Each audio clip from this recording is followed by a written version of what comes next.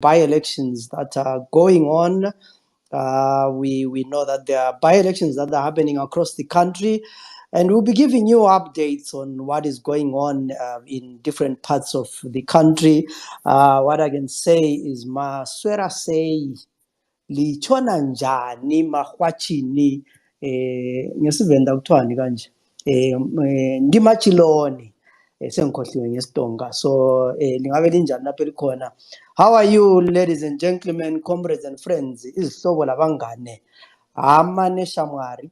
So we'll be giving you updates on what is going on around the country. We have reporters in Vic Falls, we have reporters around Bulawayo. We are going to be getting updates from Bridge, Gwanda, Midlands, Maswingo. This session, we want to, whilst we are getting reports on what is going on, but we also want to give a bit of, get people to contribute and give a bit of analysis to say, what are these by-elections? I mean, what is the significance of these by-elections? What does it mean? I mean, for 2023, for the new party, that is CCC, for ZANU-PF, and for the MDC, because I think each party has its own expectations, and therefore people are expecting different things from different people. But what I noticed, or what I've noticed over the years, is by-elections usually don't have huge turnouts. So mostly when it's by-elections, you're likely to have low turnout because there is no that zeal and enthusiasm that is going on. And also when there is low turnout, it usually favors the ruling party, because a number of older people would always make sure that they go and vote. I don't know whether this will be the case in this by-election. We are going to see. But what is interesting as well is we know that there was a battle for the different political parties that were going on, the rallies. Everyone was saying, we have had the maximum number of people, we have had a good turnout. So what does the good turnout in terms of rallies mean to the people who are voting today? Is the turnout of rallies going to turn into the turnout of voters? So that's one thing that we're going to look at, to say, what are the figures saying? I mean, how many people turned out to vote? How many people turned out to the rallies? But usually the rallies don't translate to voters, because most of the people who attend rallies are not even registered voters. Some of them, they go there because of the excitement that is going on, and it sometimes it's okay for media, for pictures, but it can give false hopes to different political parties when everyone is thinking that they are doing well, they've attracted large turnout in terms of voters. Then when it comes to election results, they get disappointed. So if we have any views and any comments about what is going on, you are free to take the mic and let's look at the results. Not the results, but the process that has been going on. We've been on since 7:30 in the morning, and I think there are things that came out in most of the reports that were coming up. The number one was the number of people who were turned away. It seems there is quite a number of people who were turned away in the morning for quite a number of reasons. Some of them were bringing wrong ID documents. People were going in with driver's licenses. Some were going in with cards for war veterans. Some were going in with photocopy certificates, photocopy IDs.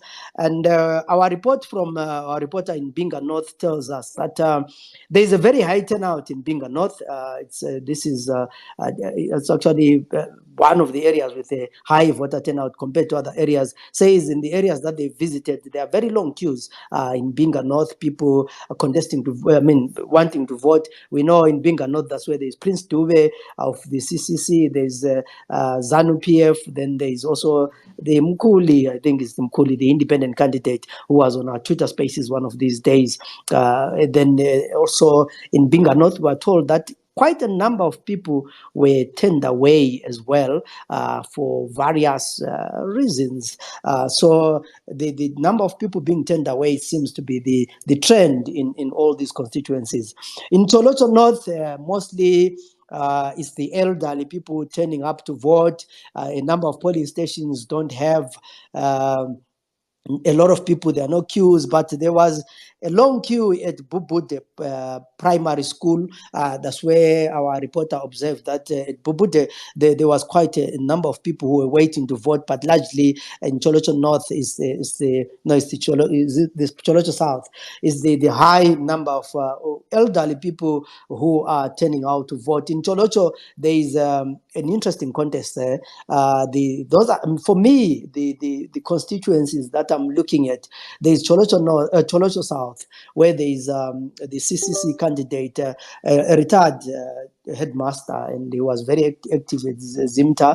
He seems to be attracting quite a lot of interest from the community. Then there's also ZANU-PF there. I think they're fielding, what's her name? Musa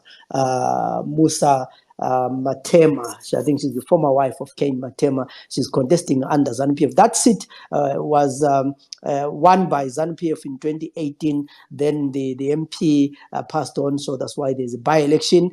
It's one area that I'll be interested to see how it comes out. For me, another interesting election is in Maswingo, where there's a ward in Maswingo with two CCC candidates. I want to see how that's going to go on. And of course, in Ward 26, Mkanwini, there's been a lot of talk about Ward 26 Mkanwini. There are two CCC candidates there.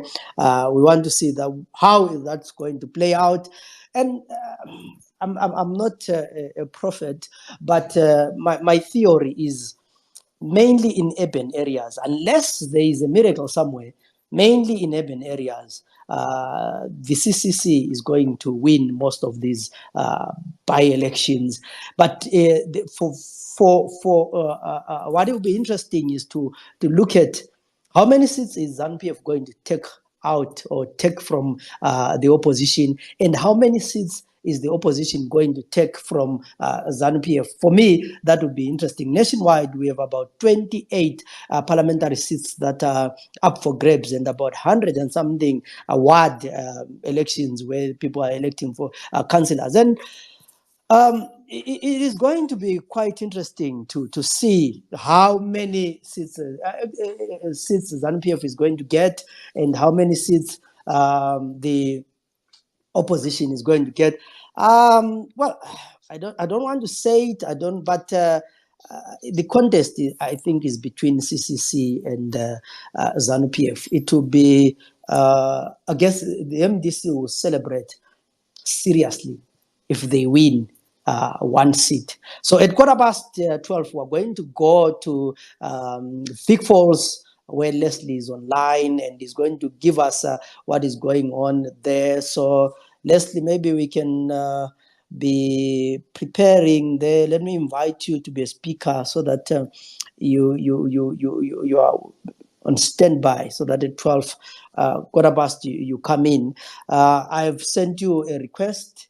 If you can just accept to be a speaker, and we get ready to cross over to you at 12:15. I hope the network is going to allow you. At 20 past, we are going to go to Lulu. She's somewhere in Bulawayo. And then around 25 minutes to 1, we're going to cross over to the editor for site, Leslie. And then 1:15, we're going to have Mvelo in Gwanda. We're going to have at some time somewhere there, Zenzele and Mandla. They're in Bulawayo. And some of our reporters, where they are, we're also going to cross to Kwekwe and other areas where our reporters are, in Binga North, in Gwanda, in Cholocho, in Beitbridge. Some areas don't have a network, so we'll be getting updates from them via messages, and we will update you on what is going on. So for now, if there's anyone who wants to comment, to say something, you can request the mic. We'll give you the floor, and we will talk. We are discussing the by-elections that are going on right now. The voting has started at 7 o'clock this morning. It's expected to end at 7 p.m. this evening. There are not so many elections. I mean, there are not so many areas where there is voting. So we expect that by early morning tomorrow, results should start to trickle in. Let me just look at some of the wards in Bulawayo that are being contested and look at the numbers. I'll start at Ward 8. Ward 8 in Bulawayo in 2018, there were 16 candidates in Ward 8. And the total number of votes cast was 8,762. Total number of rejected votes were 147. Valid votes were 8,617. Voter population in Ward 8 is 10,192. And percentage of voter turnout was 85.99. That election was won by Ronnie Mudara of MDC Alliance with 2,450. So that's the number that those people will be contesting in Ward 8 will be chasing. 2,450 is the number the number of votes that gave Ronnie Mudara a seat at the Bulawayo City Council. This was the election, the combined or the harmonized election in 2018. And of course, there will be a high turnout. So my theory is this time around, the person who wins Ward 8 will be they'll be lucky to win with more than 2,000 votes. Looking at the number of people that are turning out right now, we have seen that in many areas there are no queues, quite low voter turnout. In the morning it was raining in Bulawayo, and some candidates thought that the rain was actually affecting the turnout, but it's now quite sunny. The clouds have dispersed, and we hope that those who want to go and vote, they are going to go and vote. But like I indicated, largely by-elections don't attract a lot of voters. The time is 12:15. I'm waiting for Leslie to accept my microphone if he can get me. I'm sure he's facing network challenges. I can't see him. I don't think he's in here. Let's hope he'll be joining us soon. Lulu, if you are here, be on standby. You'll be coming in 5 minutes. While this we are waiting for Leslie. For Leslie in Victoria Falls to give us feedback. So that was Ward 8. In Ward 9, another area where there is a by-election in 2013.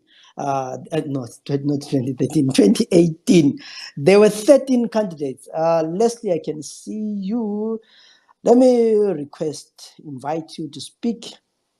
If you can accept my microphone, I hope the network will favor us. So in Ward 9, in 2018, there were 13 candidates. This is the ward that includes Popoma. And there were 8,648 voters, total number of votes cast. 106 were rejected. Valid votes were 8,542. Voter population was 10,092. Voter turnout was 85.69. The ward was won by Donaldson Mabuto of MDC Alliance with 4,715 votes. This is, I think this was the highest number of, no, the highest was 5,000. One of the highest number of voters in Bulawayo. So the winner there who was Donald Mabuto, and he was later recalled and is contesting again this ward. It will be interesting to find out how many votes he gets this time around. In 2018, he had 4,715 votes. I don't see him getting that number right now because of course of the usually, like I indicated, that usually by-elections don't have a large number of people who vote in, who turn out to vote. And of course he is now a CCC candidate, And it will be interesting to find out if CCC has brought in a new verve. People, are they voting in for CCC? Are they excited to be part of CCC? Let's see how that goes on. Leslie, are you there? Can you hear us? Are you able to request the microphone and give us feedback? Or maybe if you can't, just get hold of us on WhatsApp and give us an update on what is going on in your area. Then there is also another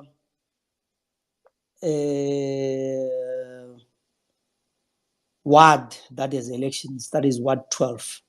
Ward 12 is the one that is in Njube. I remember I just went there.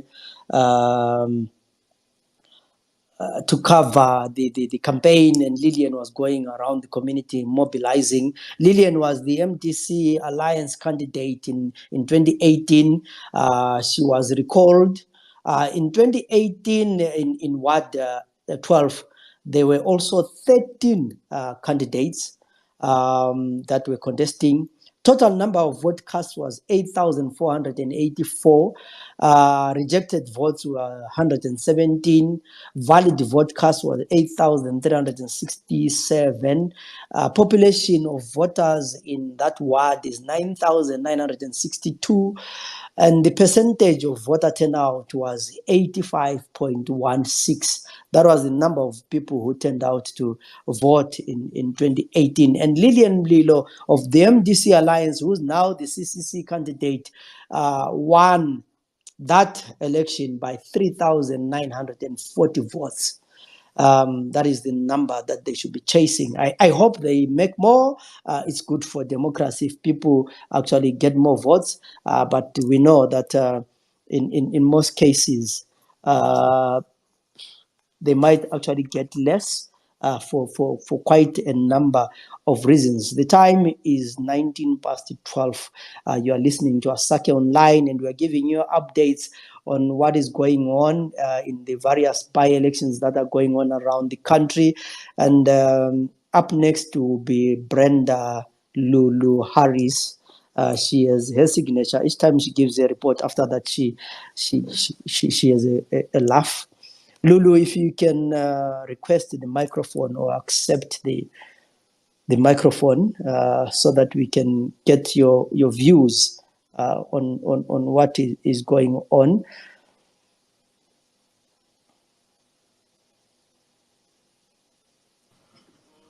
Good afternoon.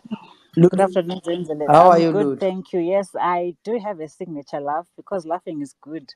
It can't be depressed It's all the time. medicine. Yeah, It's medicine, yes, eh? it is.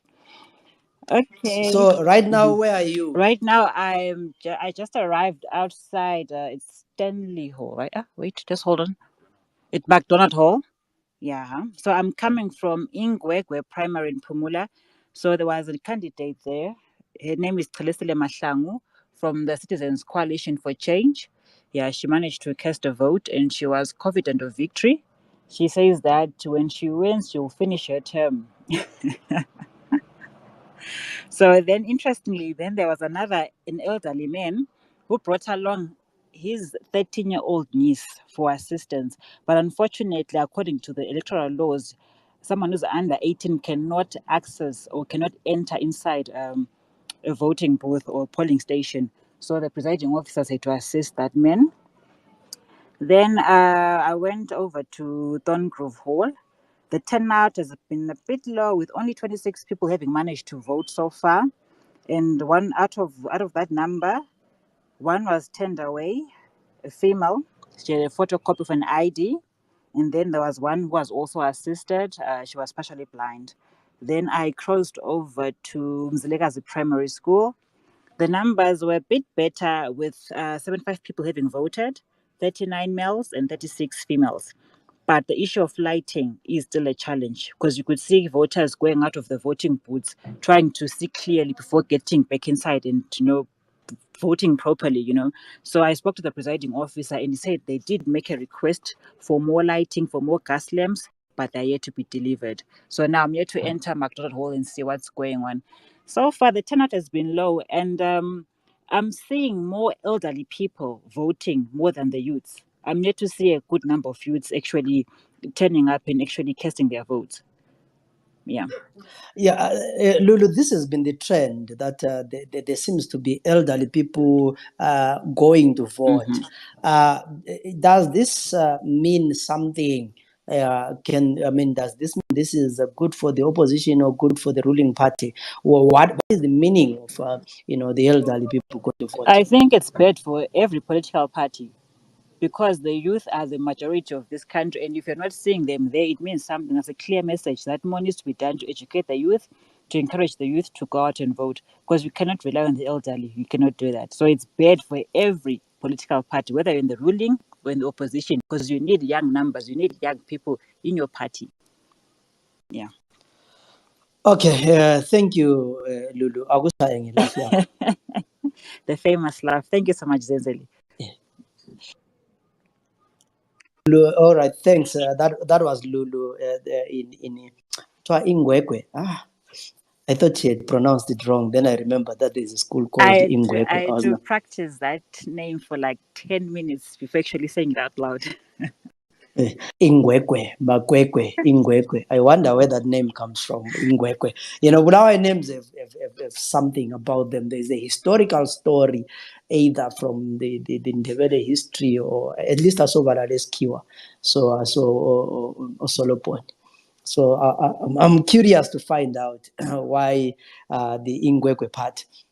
But yes, Lulu is telling us what we are hearing from other people, that there is generally low voter turnout in a number of constituencies or a number of polling areas, especially in Bulawayo. So far, we have not received a huge turnout. And of course, we have Ubabu Brighton, who was in the morning. Brighton, I just want you to. You were in the morning from 7 up until 10, and you hear Olulu giving us an update. What are the highlights of these polling or the voter registration? What are the issues that are coming in? What worries me is the number of people who are being turned away, or simply because someone went with the wrong document for identification, like a copy of a passport or a ID, or some people are going with their driver's license. What can be done by political parties, by ZEC, by the media, to educate people on what is needed to when they go and vote? Because for me, I feel like people don't have the right information. People still don't have the basic voter information. What is it that you carry when you go to a polling station? Brighton.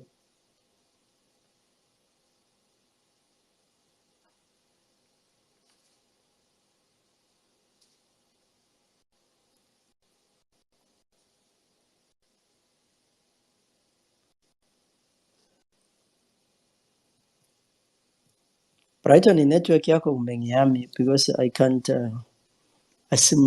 It seems like I can't hear you. Yes, Brighton. In the morning, we had people responding to us saying, I want to come to the polling stations without the correct documents, maybe the issue of the IDs, issue of the passports.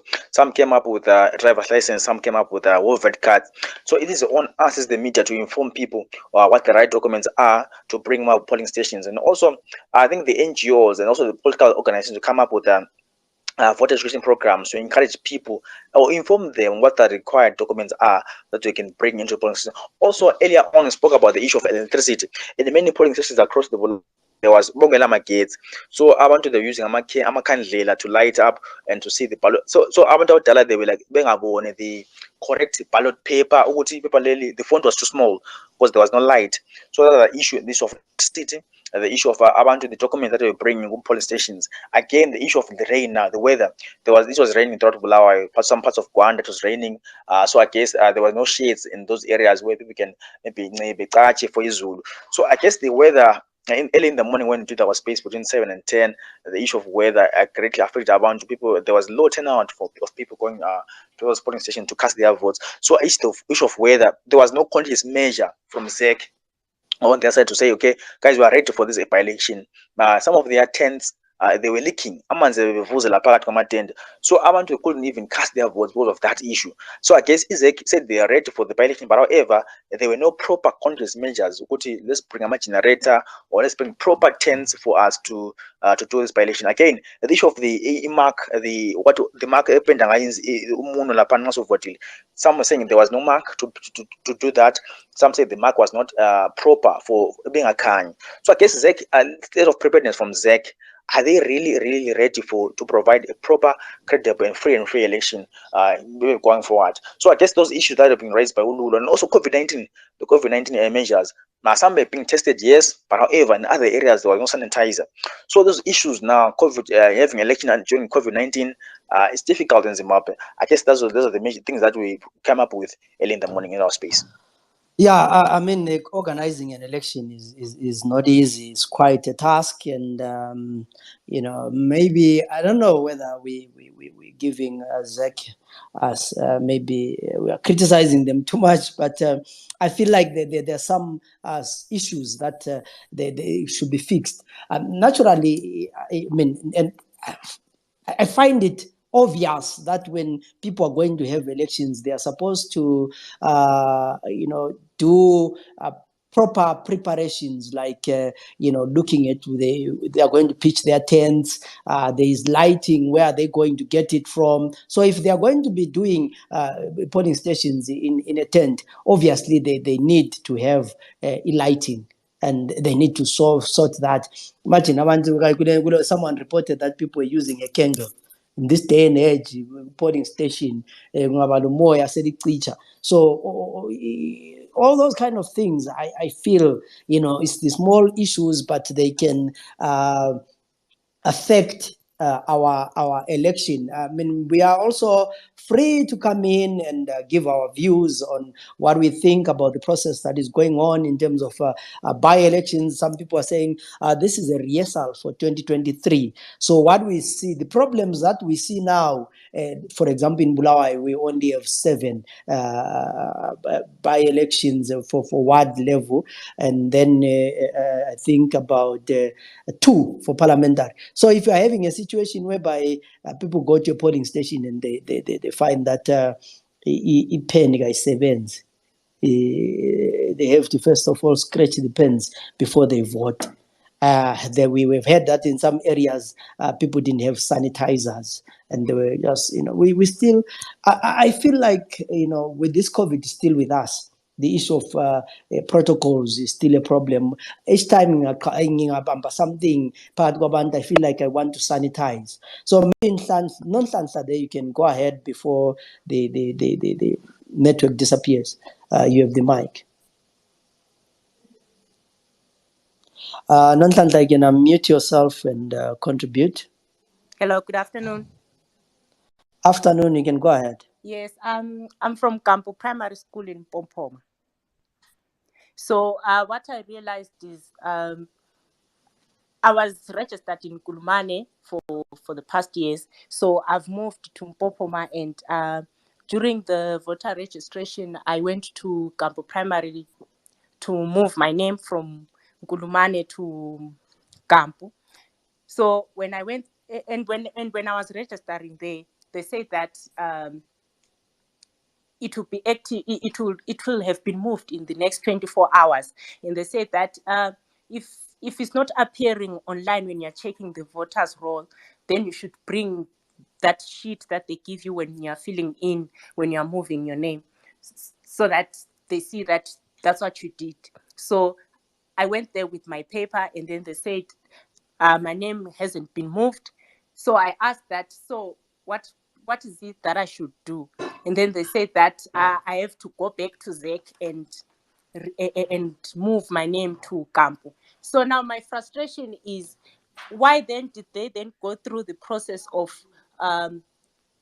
people down to Mpopoma to do that process when it doesn't turn out to help me or other people who needed that service? Why then should I start to look for ZEC offices and travel as far as Famona to do a process that I tried to follow through before. And the other thing that I realized is when we were turned away, three of us were turned away for the same reason, moving names. And unfortunately, we had done that on the same day. So we were not counted as people who were turned away. So I actually think that there's a higher number of people who were turned away when they were trying to register to vote because of that reason. And then again, on the issue of identification documents, I think we are forgetting a group of people who either lost their IDs or their IDs were stolen. In my household, 2 people had their IDs stolen, and those people did not manage to vote today, simply because when their IDs were stolen, the process of getting an identification document, how stressful and how it has been so far. So you find that there's a group of people that we are forgetting, and I think that's why people were bringing things like photocopies or driver's licenses. It was just out of desperation. And honestly, I think it's unfair to say that it's okay, I'll vote on the presidential election, yet where I stay, my well-being is not being catered for by the people that I want to be in power because I failed to vote. I think it starts from where I stay, and then I can then think about national level. That's my contribution. Thank you. Thank you, Nonhlanhla. If you can hold on, I'll come back to you. I want to go to Leslie, who's in Victoria Falls, because we've been trying to get him. So I want to get him while he's still online. Network problem. Leslie, if you can unmute your mic and tell us what is going on in the Victoria Falls, besides achieving the what do you call it? Even forgetting the herd immunity. What's going on in terms of elections? Hi, Zenzele. I hope you can hear me. I can hear you loud and clear. Lovely. I must also state it categorically clear that we do not have network problem in Vic Falls. Technology got the better of me. I didn't know that Twitter Lite does not accommodate one to be a speaker. So I've been using Twitter Lite. So I just downloaded proper Twitter for me to be able to speak. Nevertheless, all right. So the update from Vic Falls, we've been working in on 2 wards. There was the recall of Margaret Valley from Ward 1. She was representing MDC Alliance, and of course Ephias Mambume, who was in Ward 6. So there are basically 2 wards, with 1 ward only having 2 candidates. That is CCC, Christopher Ndiweni, and ZANU-PF.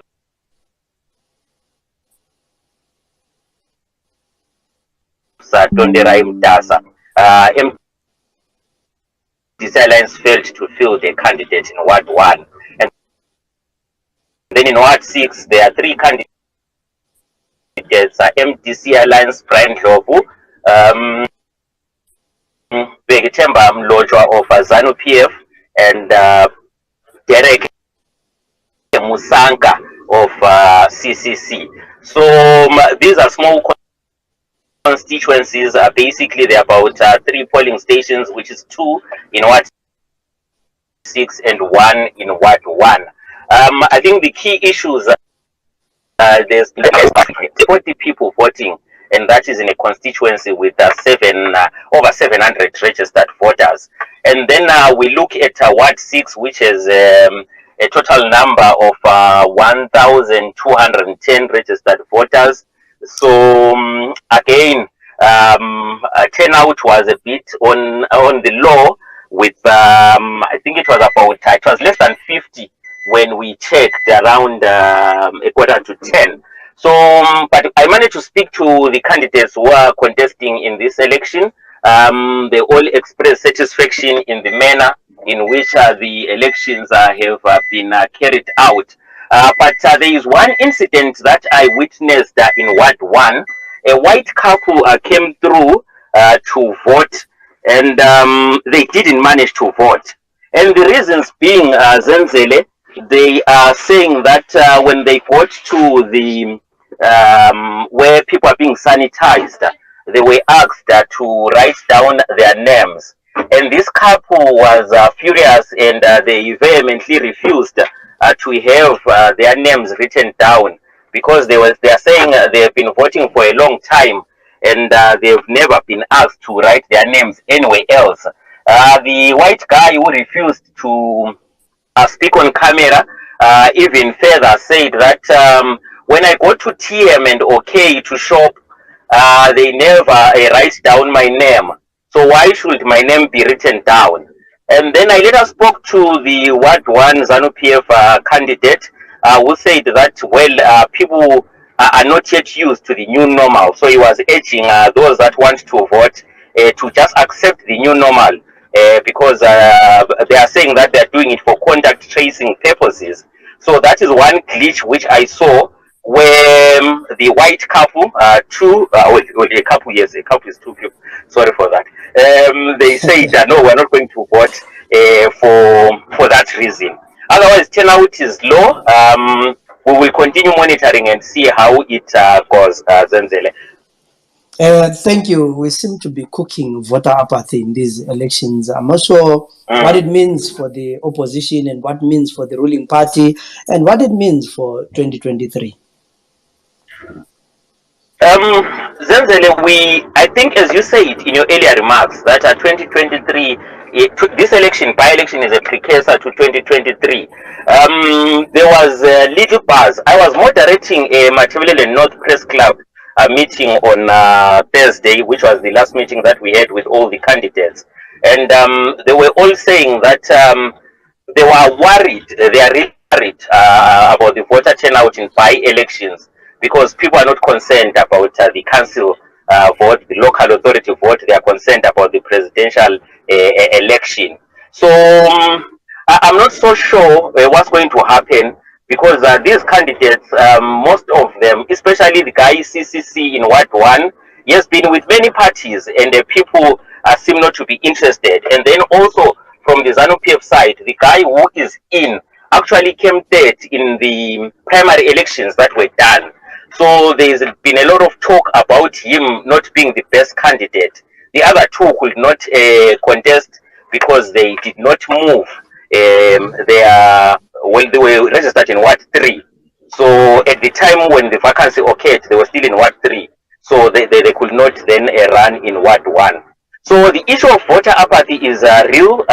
There are no queues at all. People are just coming in and going out. But Ward 6, I think the women, especially women, I've noticed, Zenzele, women are the ones who are turning up. Males, there are very few of them that I have seen today. And what's said also is that in Ward 6 and 1, there is no female candidate. They are all male, 5 of them. So that is quite something that needs to be looked at. But in terms of voter apathy, indeed, we are witnessing here in Great Falls in the 2 wards that are being contested. Thank you, Leslie. We'll be talking to you again later on to check what's going on. Leslie, whenever I know Leslie personally, so I know his facial expressions. So when he was saying, what is interesting is there is this guy who has been in many parties. So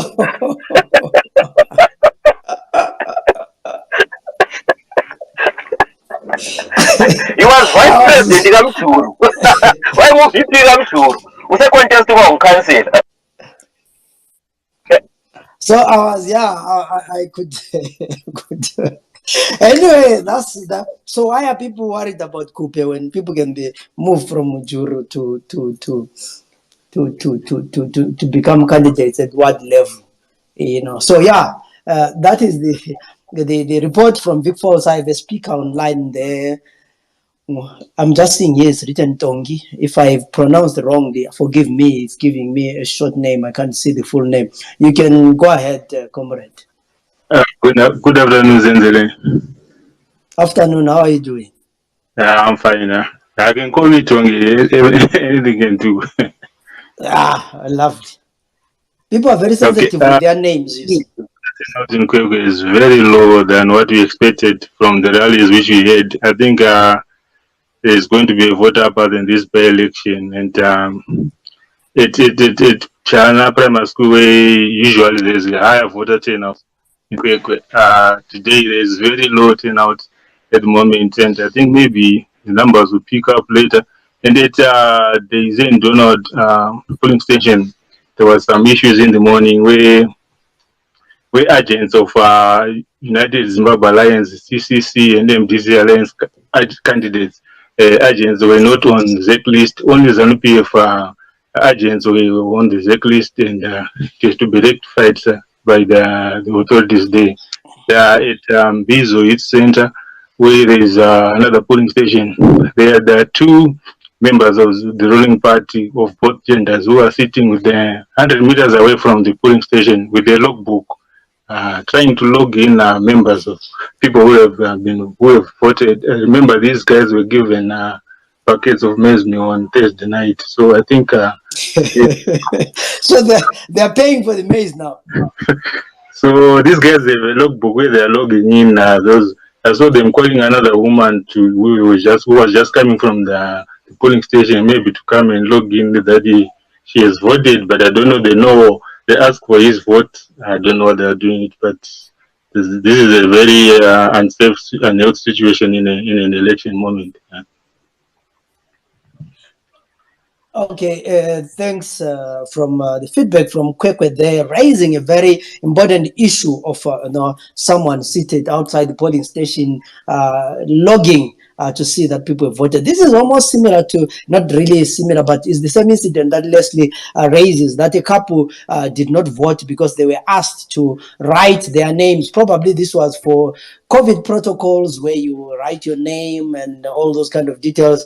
And I think at the polling station, it is quite uncomfortable. In the morning, I was arguing that since COVID started, I've been writing my name everywhere, the bank, the shops, wherever you go, in meetings, and your name, your temperature. But I've never been contacted that you visited the bank that other day and you were with so and so who has tested positive to COVID. Because when people test COVID, how many of us go back to places where we have been and say we tested positive? So please tell everyone that I was with. I find it quite uncomfortable. It can be an intimidation tactic that people are asked to write down. And here you have people logging in. Obviously, that affects the number of people who turn out to vote. Yeah, exactly. Because they were given a bucket of maize meal on Thursday, so just some meters away from the polling station. And the issue for COVID compliance, I've seen that most of the polling stations, the issue of social distance not being observed, and it's an issue which needs to be raised before the end of the day.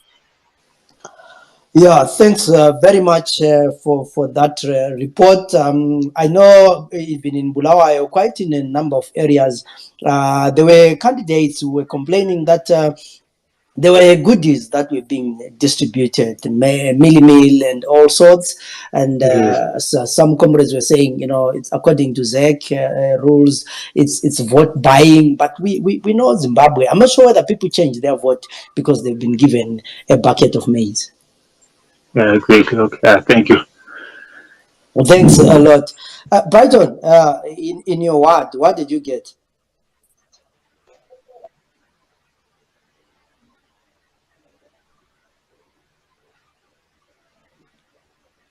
Brighton, were there goodies where you are, or there is no by-election?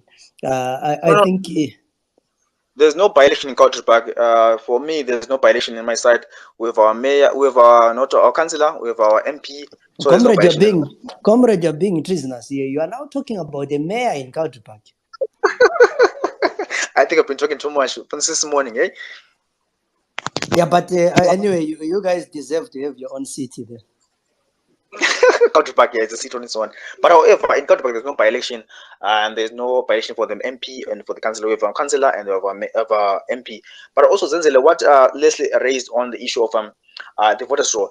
Earlier on, we spoke to some other guys who were saying if you dial star 265, you can find your name there online. But however, if you go to the polling station, you can't find your name on the polling station. I guess maybe some discrepancies from Zek's side now.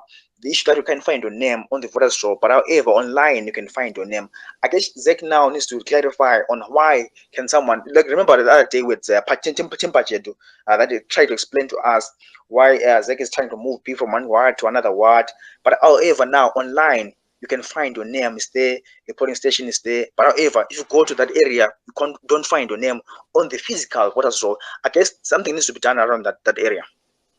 Yeah, something definitely needs to be done. And there's Wes, if you can unmute your mic and contribute.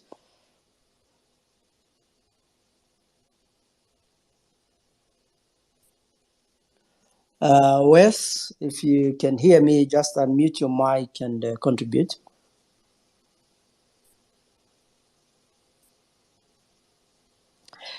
So while we are waiting for him to, or it's her, to unmute your mic, yeah, the issue of Nonhlanta mentioned that she transferred from Ngurumane to Mpopoma, and she could not vote because she was told that her name is not there, meaning the transfer has not been effected, so she could not vote.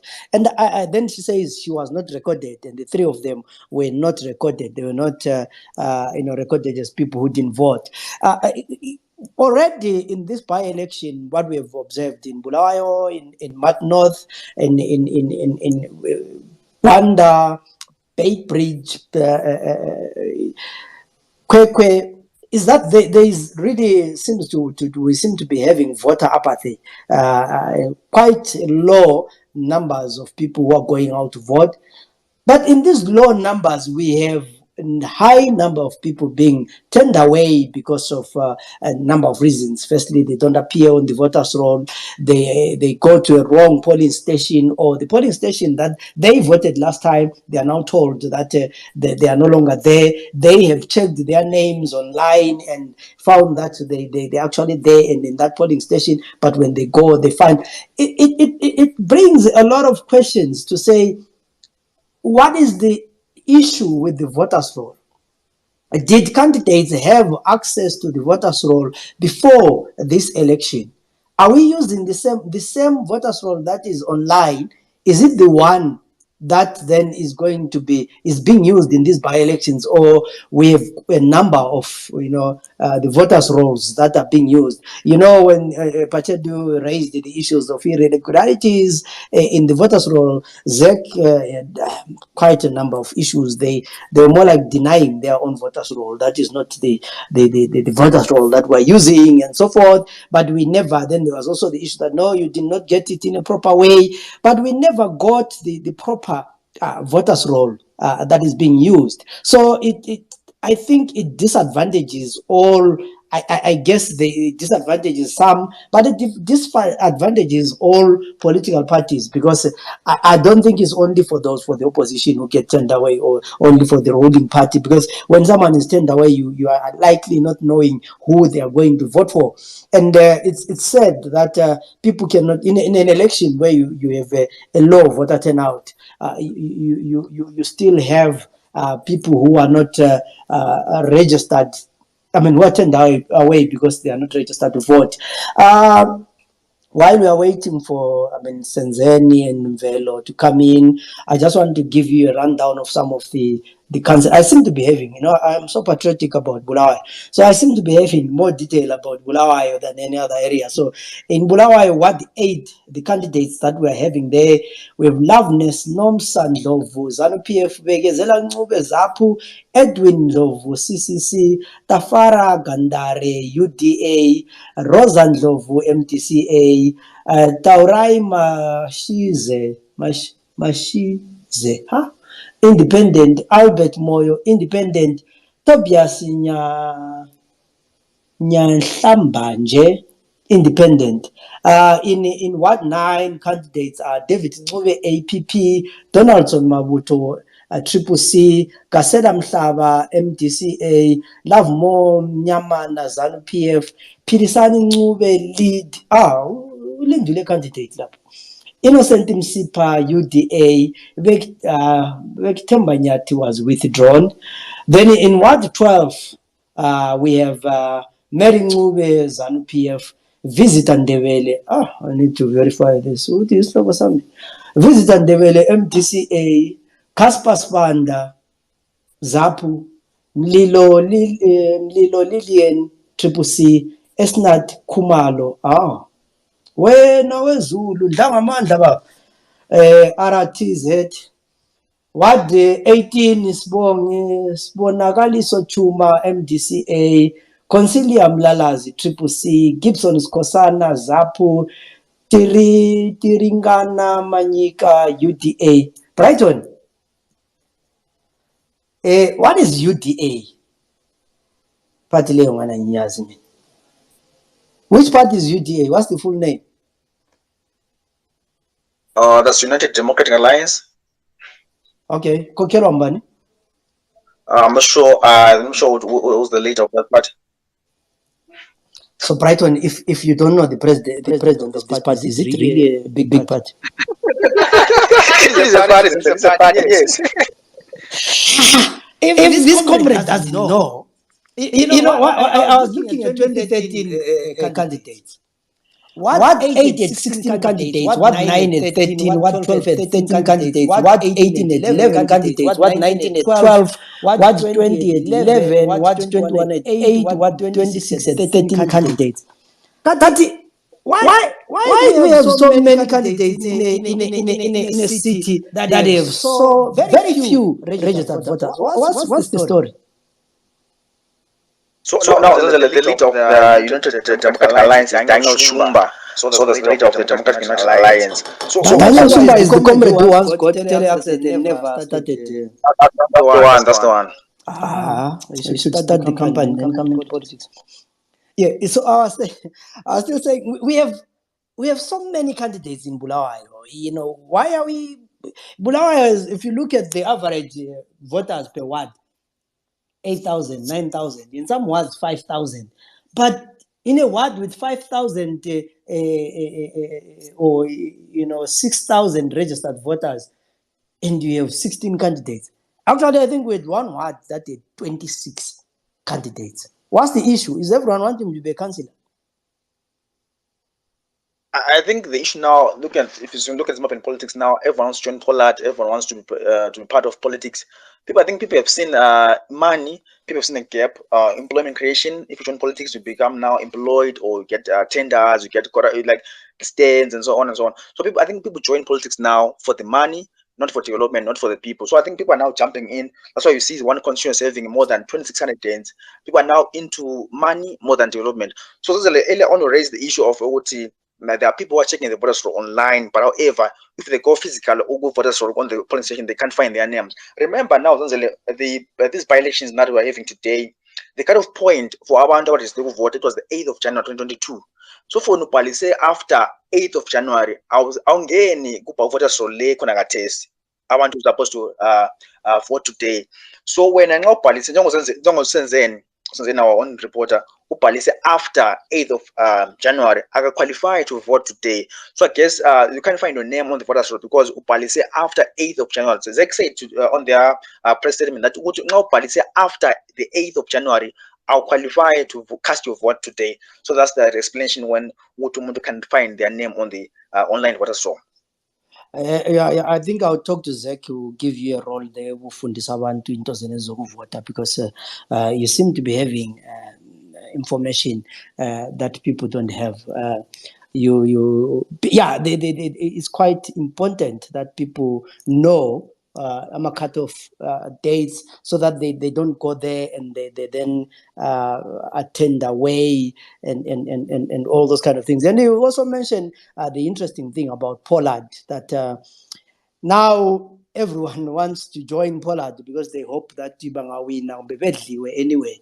Accommodated somewhere. I didn't know that being a councillor is quite lucrative, because if you are a councillor, you are entitled to one residential stand and one commercial stand.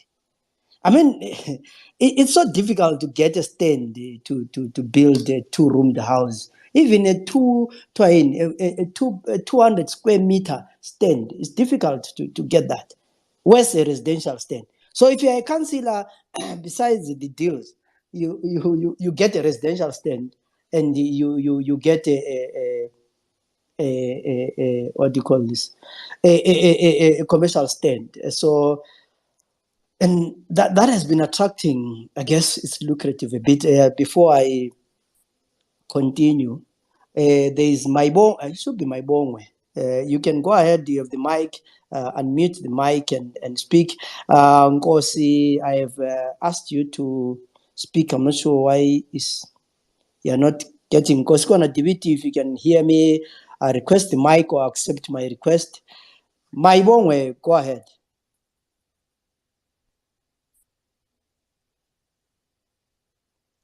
My bong, we can unmute your mic. I'm hoping that your name is my bong. Yes, yes. Okay. Say it's now working. So I wanted to comment on the issue that Brighton was talking about. Zek actually Zek made a phone call to everyone that registered after a cut-off date. That we were sorry. They said they were actually sending. They were actually giving even letters because we were phoning like 2 years back. They were explaining that you are not eligible to vote because you're probably registered or transferred it district after the cutoff date. But I think most people didn't take it serious. They thought maybe it was just one of those gimmicks, as like. I also happen to be one of the people that transferred late in province because I used to stay Ward 7 and then I moved to another ward. So they literally called me and then they explained to me. So we also had a conversation with one of the officials as a CCT. Were people educated enough on this issue? Which they are not eligible to vote because of other reasons that they were stating on their letters. It seems to be a challenge to them as well, as officials. Actually, their fear was they were going to meet abantu resistor, thinking what maybe it's a gimmick or something. So angazi, but well, it will take someone who make probably further research on why they were called they are not eligible to vote.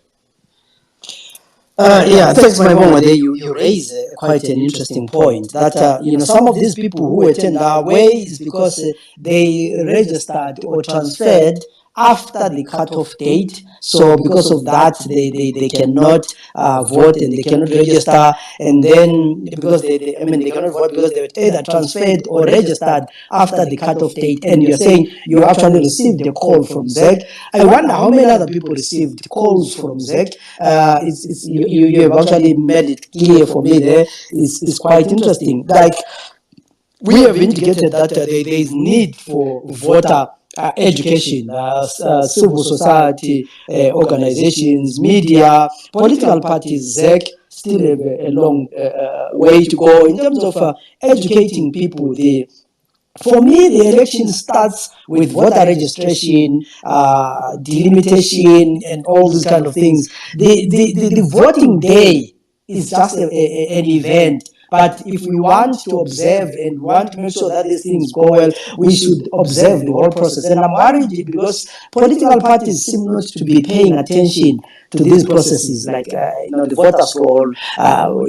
Quite a number of young people are not registered voters, and yet they are so excited that they filled stadiums and venues with unregistered voters. Ta, you can go ahead to speak. You have the mic there, and then after that we'll get an update from DVT, who is the spokesperson from ECHI, a consortium of NGOs that I don't like the word NGOs. The moment say NGOs, and I think of the PVO bill and people who are supposed to be banned because they're promoting regime change. So I would say civic society organizations that are dealing with voter education and monitoring. Tai, you can go ahead and mute your mic and give us your update or your comment.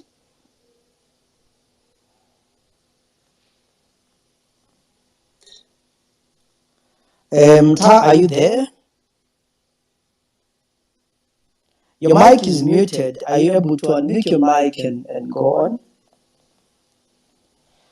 Maybe while we are waiting for you to come in, the TBT, you can unmute your mic and give us an update what's going on in the areas that you guys have been observing.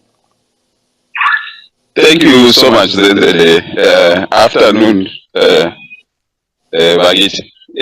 From what we have observed as Ekaya Bulawayo, mostly, turnout low, reasons, asiwazwisisi ukuthi why. Yes, kuvuke kusina kugubuzele kunzima ukuthi abantu baphume kodwa khathesi it's now fairly warm and okay. We hope to see more young people coming up, but also there's a of not. I've received calls from friends saying, "Silizwa likhuluma kuvotwa ngaphi nini, kuvotwa kanjani which area?" And then I'm like, so what's going on? Is it civic education gaps or people by elections abayizwi ukuthi vele kuyini kuvotwa abatheni ngomuntu akhona ukuthi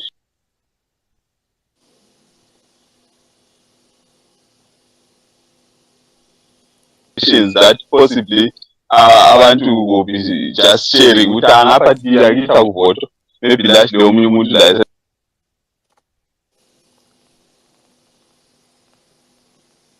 teams are ground is that the turnout is quite low. Yes, there were issues space earlier on about the state of the polling stations, abantu beswela amabizo abo, or even others going there with driver's licenses to go and register to vote and things like that. But it's actually going to be a difficult phase. I think the turnout will be extremely low from what we see. It's 1 p.m. right now, and as we count down, we are yet to see, more young people, particularly young people,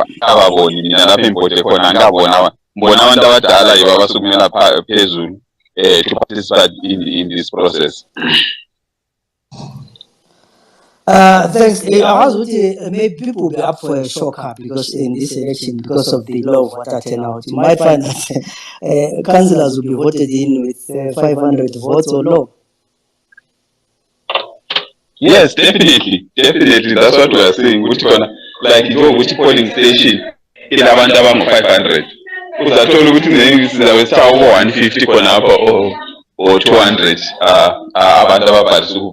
So the question is, our voter, are they there, or they have left, or they are not interested, or they are not aware by election? So there are so many questions that are running through my mind to say where are we missing? Because those who are not voting or with constituencies are interested. So where do we vote in hillsides? But there is no election in those areas. So what can be done? But we are really in for some really shocking results at the end of the day. Thanks, David, for that. I realized that I was even seeing on Twitter people asking, and the area will not even be having a by-election. So the information, I don't know, maybe there is too much information on Twitter. We are talking to ourselves and not communicating to the ordinary people on the ground. I always see, I hate using the word ordinary people on the ground because even those on Twitter are on the ground. But my point is, maybe we are having an information bubble. We are preaching to the converted, because the way there is so much hype on Twitter, I would have expected that hype to translate into the actual hype on voting day. But across the, I'll say, Matabele and Midlands, where we are covering, I'm not sure in Harare. I hope we'll get feedback from the Twitter space here for people in Harare. The reports are we have low turnout. So far, the only area where we have heard that there is high number of people voting in almost every polling station is Binga. But in other areas, kunzima. It's low turnout, and one hopes for the best, because as ekhaya actually ifundisa abantu ukuvota. Where did you get it wrong? Should we revoke your license because you're not doing a good job? You are raising a very pertinent question, Lapa Zenzele, because yes, with Izolo, I watched the DC news. Since morning, I've been playing radio station, state media radio stations. They are all about elections, election updates, and things like that. But where I find it very hard to understand is to still have people asking, "Am I supposed to go and vote, or are we voting in my area? So why are we voting for these people? Isn't elections are in 2023?" You get such kind of questions. My elections are in 2023. So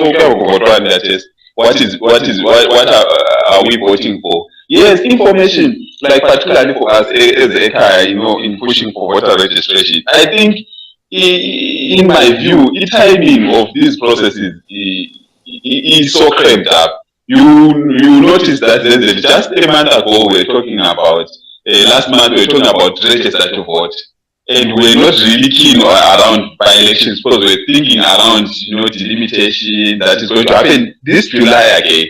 So all of a sudden we've transcended again to a conversation about by-elections, but if you registered in the place, you are not voting. And then all of a sudden we are talking about, okay, there's going to be delimitation. In that process, soon after the blitz was closed, political parties were also going around campaigning and saying all sorts of things.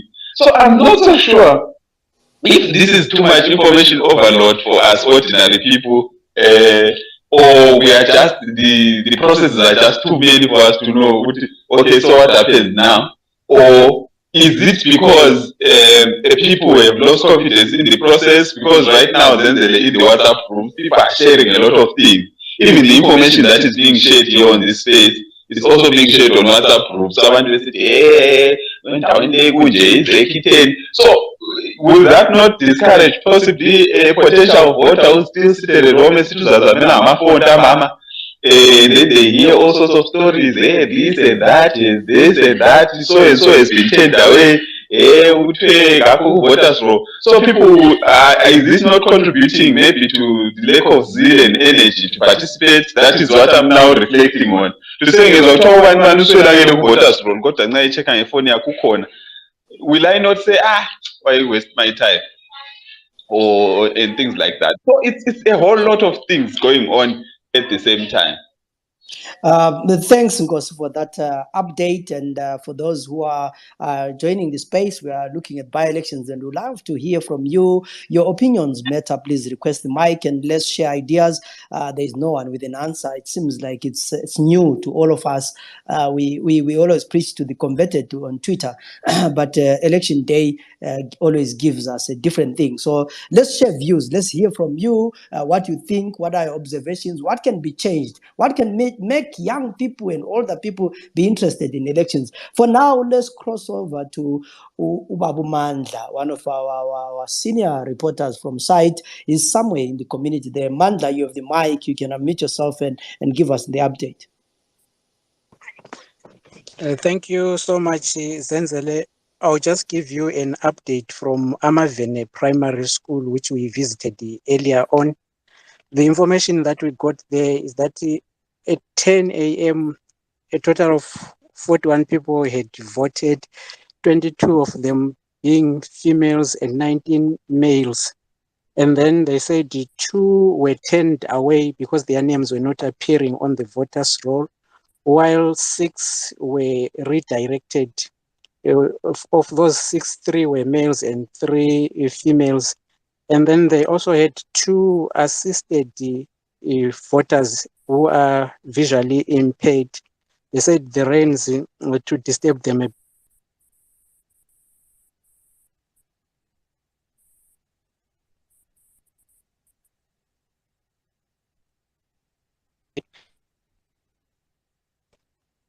Managed to speak to the CC candidate Kutsatapulu, who spoke on a number of issues there.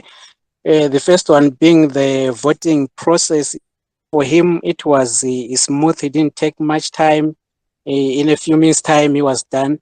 But he raised concerns on the ballot paper. I said it should have been colored because politics color really matter. And then in terms of the voter turnout, said maybe people are taking their time to come to the polling stations, and maybe they're also taking advantage of the fact that we have got so many polling stations. So maybe by 7, most people would have voted. So really, there's no need for them to rush. So he's saying he's confident of victory. And then turning to the composition of voters, we realize that most of the people that have been voting are the elderly. There are very few young people that are voting. Paul says he believes the elderly people better understand the challenges faced by Zimbabweans dating back from the liberation struggle. So they see really the need of them going out in their numbers to vote. But the young people is saying they've been let down by the nation for such a long time.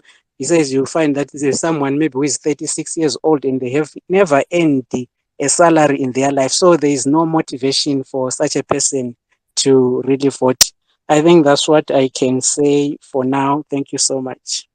Thank you, Mandla. You know, the issue of the ballot paper for me is, I don't know whether to laugh or to, you know, I really, did anyone get the reason why the ballot paper was made black and white? My dear Professor Jonathan Moyo, wayesithi ema-yellowini khonapho manje nxa sesifika sithola ema-whiteini angikwazi ukuhamba. I mean, because what's the reason? Was there ever given a reason why the ballot paper is black and white? UDVT is no longer a speaker, the network here. Brighton. But I think Zenzele, when the issue of the ballot paper now being printed black and white, I think Zach maybe they spoke about the issue of resources, but also looking at the previous years, before I compare to other countries, what other countries have been doing, like Malawi or Zambia or South Africa have been doing their ballot papers in color. But look at Zimbabwe. Zimbabwe, Zach said they have resources to do that for the elections. But however, if you look at the previous elections, the ballot paper has always been black and white, I think. But however, the font now has been too small. People complaining the early in the morning, the font is too small. They can't see which is their preferred candidate because of the font, and also there's no electricity. I guess it goes back now to the state of preparedness from our own independent commission, which is Zek at this point. Black and white, still, if people know their leader, if the people know whom the councillors they want, if people know whom the MPs they want, they can still vote for their preferred MP. Remember earlier on I spoke to Mandla. Mandla said to us, yes, the ballot paper was black and white, but he knew what I want to vote for so and so, and he did that. So I asked, is there an excuse for the ballot paper to be black and white? I asked about the black and white color from SEC. But however, if people know whom their preferred candidate is, they will still vote for their appropriate candidate, regardless of the ballot paper being black and white or color.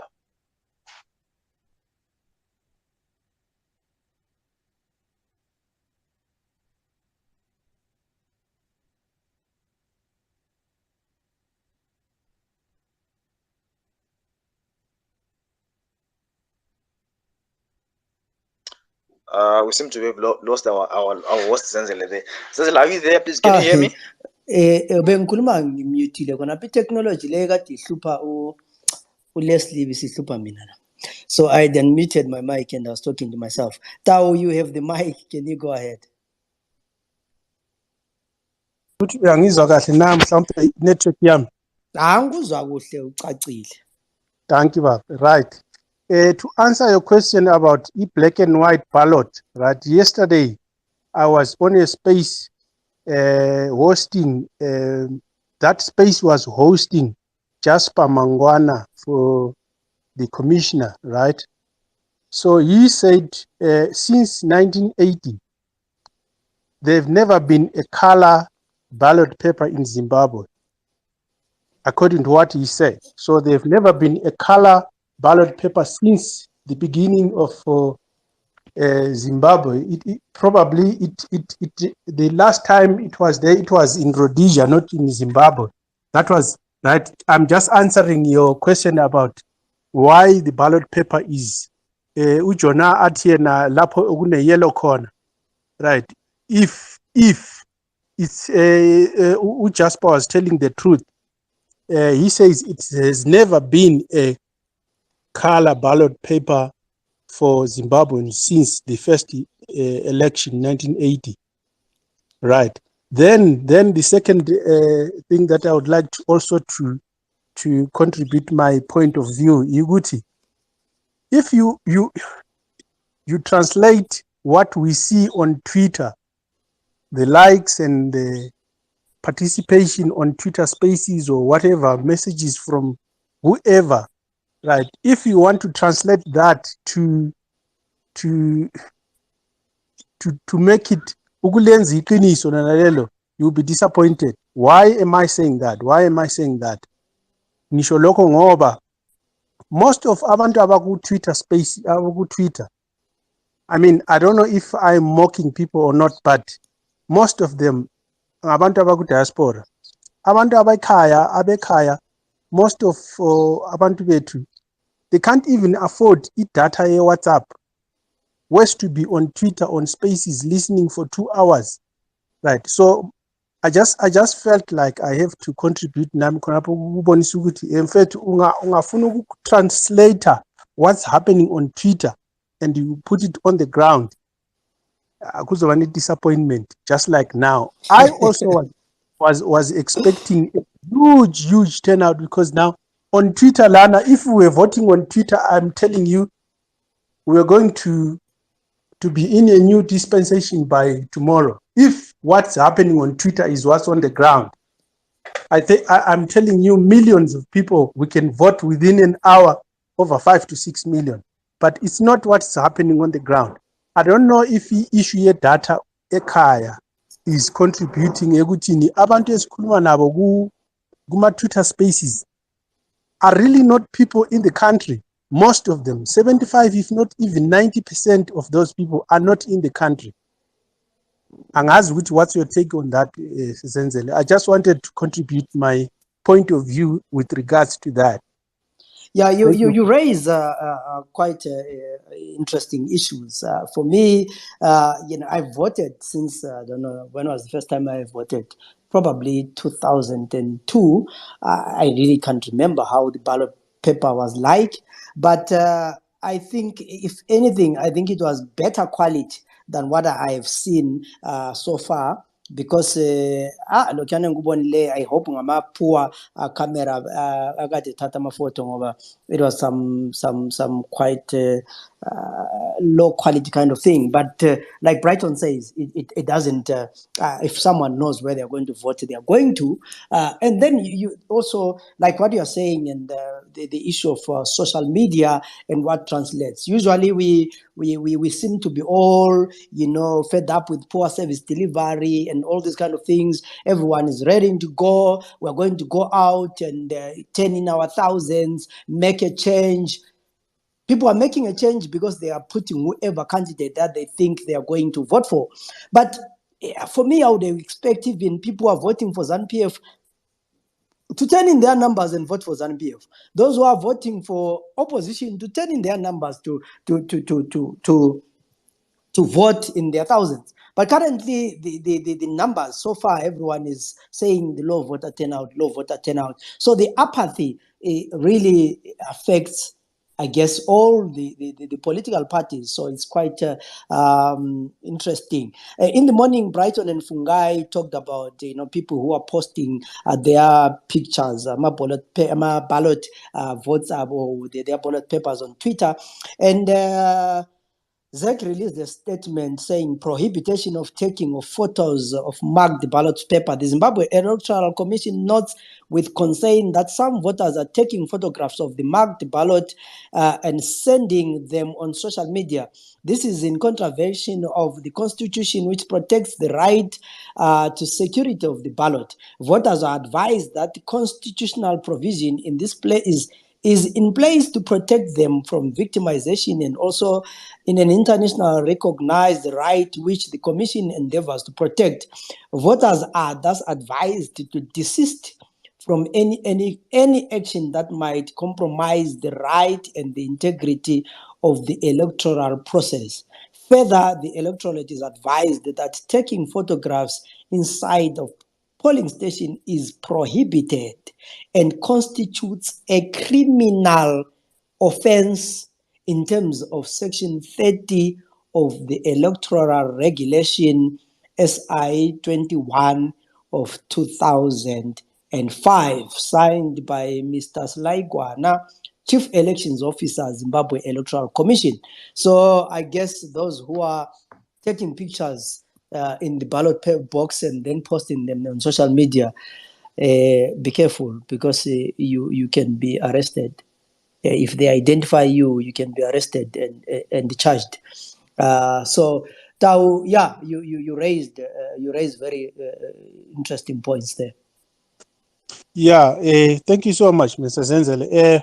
But just to comment on the statement from Zach, right?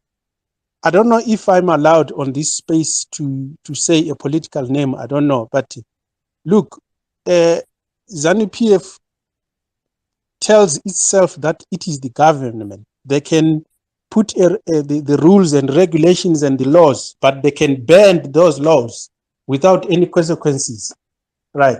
Why am I saying that? Because I also saw some photos from people posting on social media where they voted for ZANU-PF.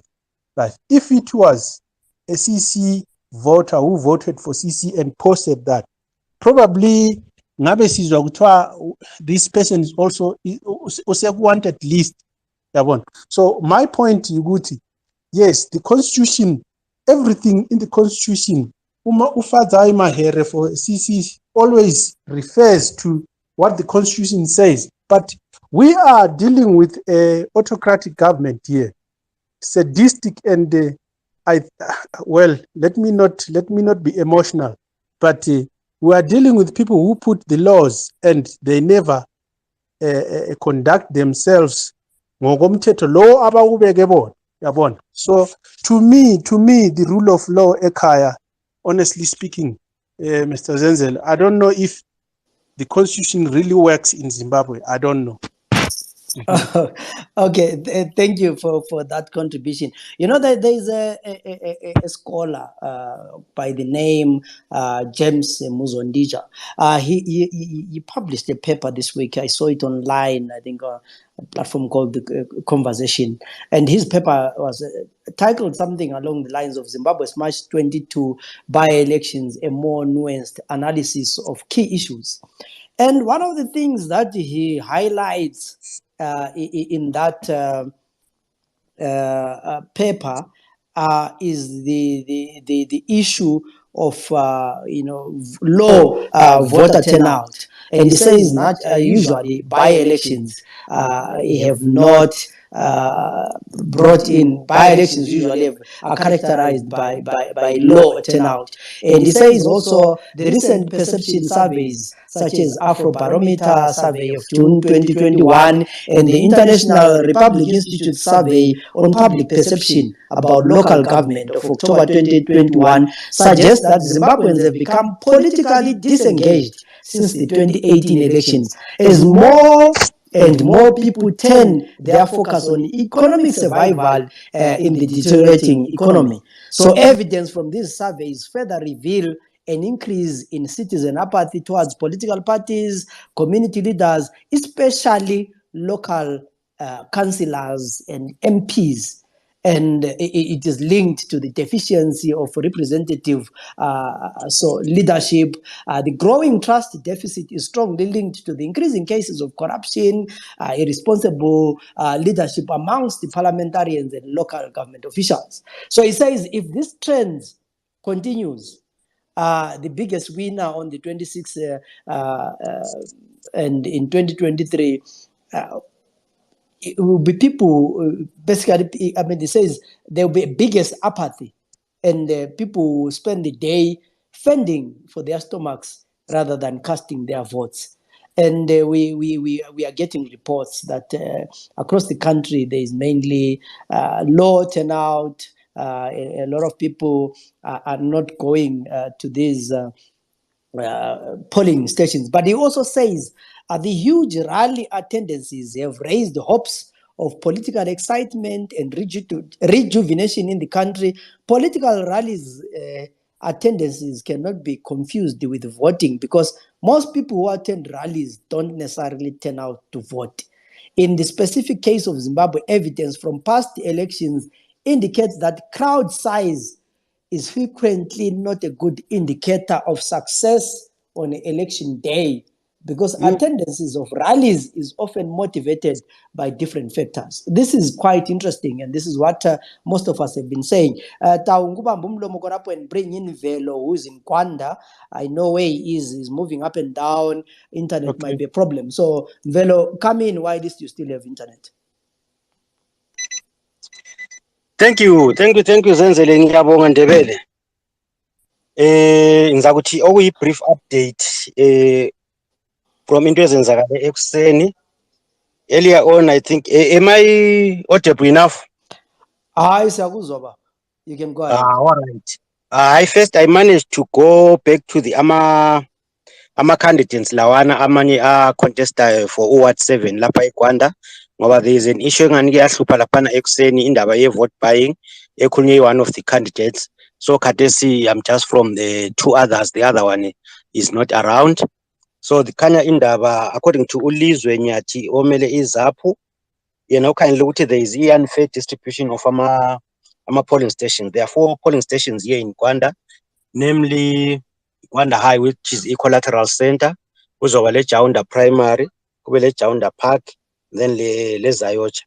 Then Jaunda Primary Jaunda Park yiyo central position of the ward. I-allocate 700 abantu kumele bevotele kiyo. Kuthi collateral center, i-collation center, Gwanda High ile 175. And out of this 175, only a third of them have casted their vote. Who 700 Jaunda Park, they're saying 150 plus it casted their vote before 12. Kuthi eZayocha la ile large number yabantu abavotayo ngapha mainly ngama-youths. Yona kulabantu i-electorate i-400 but abakafiki labo ku-100 asebecastile ama-votes abo.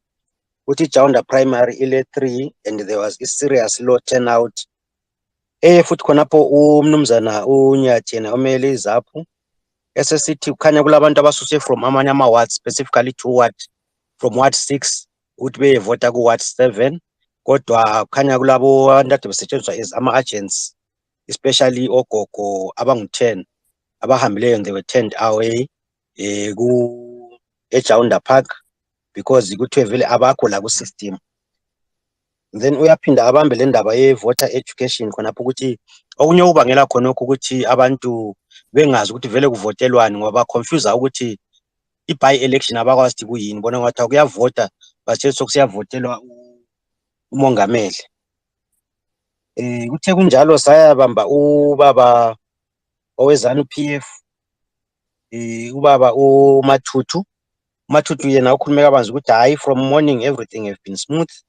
La wasebalisa ukuthi i-voter education khanya balekile bonke as ama-political parties. Then uya njalo asole izekho ukuthi hayi layo ayenzanga i-voter education enough. Ebambe lengatsha ezizimele zodwa ama-CSOs ethi hayi lawo kawabambanga kuhle leyo umsebenzi, kodwa le media layo kayichiyanga. Lathi usibleme kakhulu ukuthi thina we are the very people omele sikamse sithi semthe this information, kodwa ungani kasenzanga kuhle on voter education, yikho khanya kuthiwa ngona kule low turnout. And then sithe sesikhuluma ngodaba ama-allegations ayekuseni awe-vote buying, wakhanya ukuthi uke wadrilla isipotsho a week before, of which ngokunye abamakhuzela bona amanye ama-runners akhe. Ekuphenduleni kulokho uthe ephakathi laphakathi kokuphendula ukuthi hayi akulanto okuthiwa i-vote buying ayenzileyo, ekhuluma la ngempuphu lezi ezivuka ezidistributha ekuseni, hayi base bemthatha ukuthi hayi imedia uzayibona usuwinile. Okwakhathesi mbona ingani kuthiwa yikho esingama khona according to i-update esilayo. Ngiyabonga. Thanks, Mbelo, for that update from Gwanda. You raised the issues of vote buying that were raised in the morning, voter education, low turnout. And, we keep asking who's supposed to do the voter turnout. People are saying the media, civil society, ZEC. But if civil society goes out to do voter education, then they are said to be dabbling in politics. They are not. They are supposed to stick to their mandate. But there's someone who registered an audience, an organization, and whose job is to do civil, education, to engage people in democratic processes, and make sure that there is transparency and good governance. Because at the end of the day, the politicians need to be accountable, whether they are the opposition or they are the ruling party. But when people start doing that, then they are said to be dabbling in politics. And then when we have low voter turnout and all these other things, we then go back again and say, maybe civil society needs to start doing voter education. Of course, the media as well is supposed to play their role as the fourth estate and educate people. But Unkosi Tibiti is saying people have been listening to radio, national radio, a site, we've been doing what we can. The thing is, people are fed up with politics and they want to something. They just want to change the president or vote at the presidential election, not realizing that the councillors are also important. There's someone that I just requested to speak, Lambulo. You can hear the mic. Ndebele unjani? Right. I just want to weigh in on the number of turnout yama votes. I think ungakunanzelela vele like eZimbabwe. When it comes to by-elections, let's be serious. People are not even. Some of them are not even aware. I'm from the shop right now, and somebody was asking me, "Uti kanti uyavota lamuhla?" And I was so disappointed because ewadini yakhe, at least in my ward, akula by-election, ewadini yakhe.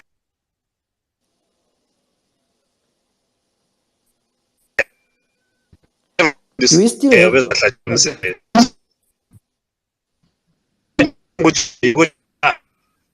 by-elections vele asiwathathe serious because we don't see umsebenzi ka-councillor, we don't see umsebenzi ka-MP kwenzakaleyo kuthiwa yini lokho kwe-parking lokho etown. Yikho kodwa engubonileyo kwenzakaleyo kusihluphayo loku-increase ama-rates, but iqiniso umsebenzi ka-councillor asiwubona. So ukuqakatheka kokufaka u-councillor asikuboni. Maybe that's where the thing is. But when it comes to presidential elections, I'm sure, Ndebele, people are going to stand up and people are going to vote next year. That's quite an interesting take there. People see the importance of by-elections, and people don't see the importance of by-elections, but they are worried about the presidential. Can the presidential alone change things? Because even if you win the presidential election without the parliament, you can actually not run the government. My argument has been, let's assume in 2018 Nelson Chamisa had won the presidential election. He had lost the by-election. So how was he going to he had lost the parliamentary election. How was he going to run the parliament? Because if ZANU or if the other party is a 2/3 majority and you win,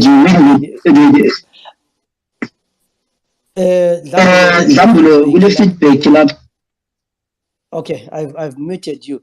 So if you are going to win the presidency, you also need to win the parliamentary, so that your laws can be passed, and even if the opposition would have the upper hand now in parliament, or at least a balance. So there is a problem when in a democracy there's a party with a 2/3 majority, because that means they can do whatever they want. They can pass every bill.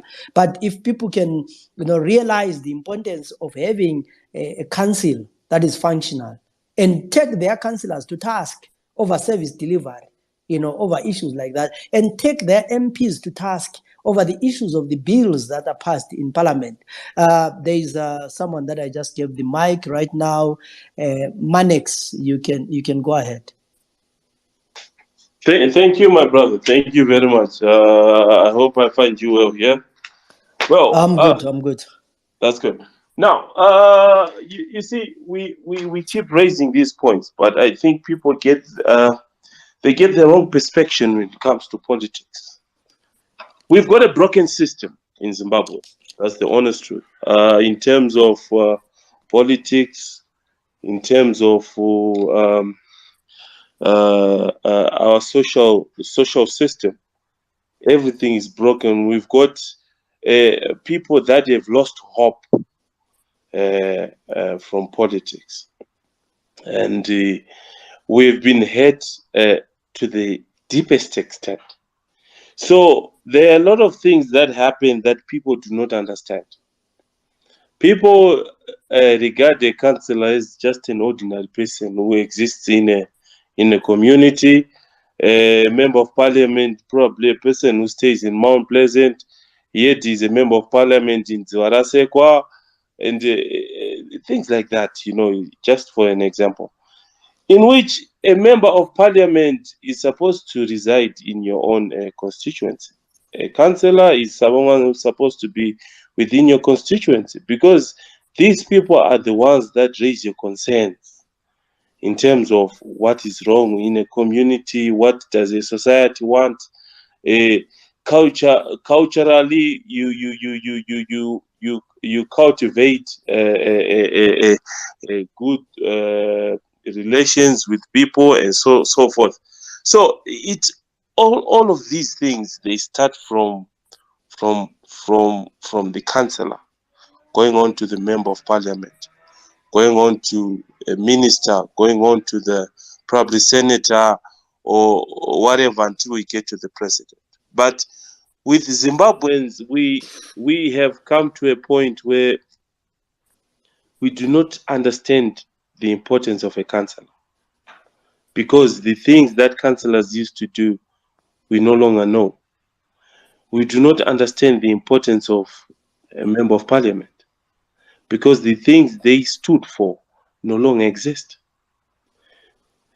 Most of the people that are voted for in rural areas, they don't even know some of these people, but we vote for them just because we just feel that this person stands for this, so we are going to vote for them. What exactly do they want to implement within our society, within our constituency? We don't even know. What they stand for, we don't even know. As long as they represent a certain party, we are going to vote for them. So I think we've got a country that needs healing, a country that needs to be informed, a country that needs to be informed in terms of the importance of voting, the importance of having somebody represent you in parliament, somebody representing you as a community development and so forth. So it's something that, of course, ZEC also is supposed to take part in. Say, for example, voter education that you mentioned previously. It's really important that people know how to vote. Somebody tells you, I'm going into a ballot box, but they don't even understand the procedures. Their rights when they go into a ballot box. What transpires when they go into a ballot box? Voter intimidation. People don't even know these things. So like ZEC does not have the resources to educate them. But to them, educating people about these things is going to disadvantage a certain party. So it's that information that will never be revealed to people. So this is where the problem is. And when somebody takes the opportunity to do that, we now have a problem where they are labeled agents of probably certain parties and so forth. So we really have a big problem within our country that we really need to say, as citizens, we have to take it upon ourselves to say, I have to be an since I am equipped with this information, I have to impart this information to a family member, to a friend, to everyone within the society, so that at least people are informed. They know their rights. They know the importance of having somebody who represents them in in parliament. People who represent them. People who hear their concerns. If these people do not know what they stand for, it's better to vote for another person. So I think we really have a duty to perform as citizens, because the system we exist in has let us down. So that's my contribution. That's my submission to you. Thanks a lot, sir. Thank you. I have Tsepo, the member is Tsepo or Tsep, then I'll go to Miles, then from there we'll get an update from Senzen. Tsepo, go ahead. Good afternoon. Am I audible, Zenzele? Yes, you're audible. You can give us your contribution. Thank you. No, I wanted to say the points that have been raised are very, very true. And they should make us now start to think in other terms. By this I mean, do Zimbabweans really understand what we say or what is said when we talk of development? Because the development of any country starts with the local government. So we are talking about your councillors. They are the ones who should be the drivers of development. So central government can spearhead development, but for it to be meaningful, for it to translate and relate to the ordinary citizens, it must be driven first by councillors. So this whole issue of prioritizing presidential elections as compared to local government elections shows that there is lack of understanding, which I think people really need to be made aware of. There is a lot of awareness raising that needs to be done. And the other thing, there is a lot of talk around young people participating in elections and young people driving change. But we also need to understand the capacities of these young people. And in this regard, I'm talking about under 2000, you are talking about cool. Under 2000, when I do they even understand electoral processes? Because from my experiences, academic-wise and working with under 2000, I can guarantee you with under 2000, Alanto, when it comes to these electoral issues. Let me say a greater number of them, according to how I perceive. So we might be banking on them. They're going to do the right thing, they're going to come forward, they're going to participate in electoral processes. But honestly, and it's something that is somehow I observed things. It's something that is not of priority to them. So I Tsepo, think that also needs to be looked at. ngawubamba umlomo khonapho get it back to you kulabantu abaselayinini lapha sebekhala ukuthi bangaluzi network. Miles, you can go ahead. Miles, unmute your mic and go ahead.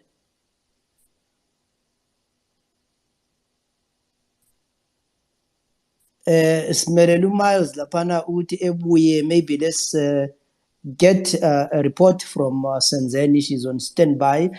She has been covering. So we are sabuti. If we take time, she might lose network or she wants to move to another polling station. So Zenzele, give us your update. Good afternoon, Zenzele.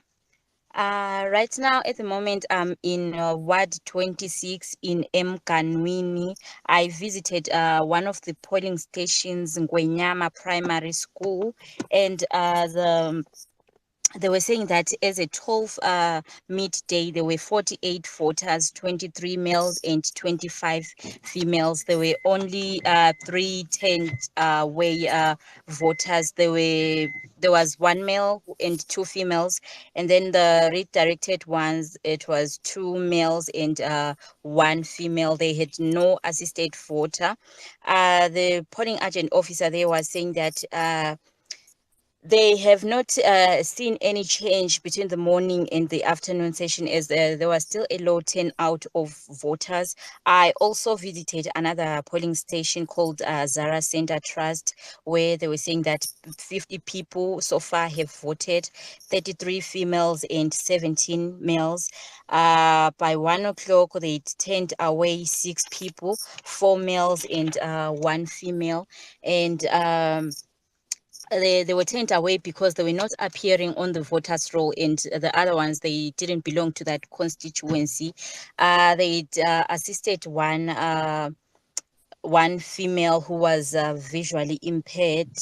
And then there was also saying that after the rains in the morning, the numbers is increased a bit, so they were receiving more voters coming in. From my own observation, I've observed that in this area, in this ward, more women seem to be voting than males.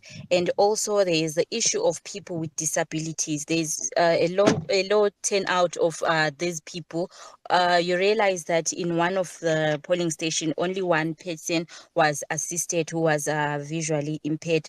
I also had an interview at Ngwenyama Primary School with 1 person who had a disability, and he was saying that for people with disability, for them, voting, they don't want to vote because most of the time when they vote, after voting, their concerns are not being addressed. So right now, you remember that Mkanwini is one of the wards that has the issue of double candidates. I'm waiting for one of the CCC aspiring candidates, Norman Shabano, who said that he will be definitely voting at 2 p.m. So yeah, I guess ziyakhala ke manje Mkanwini, we'll see ukuthi kuyazala nkomoni. Thank you very much. Zenzele uthi ziyakhala emganwini.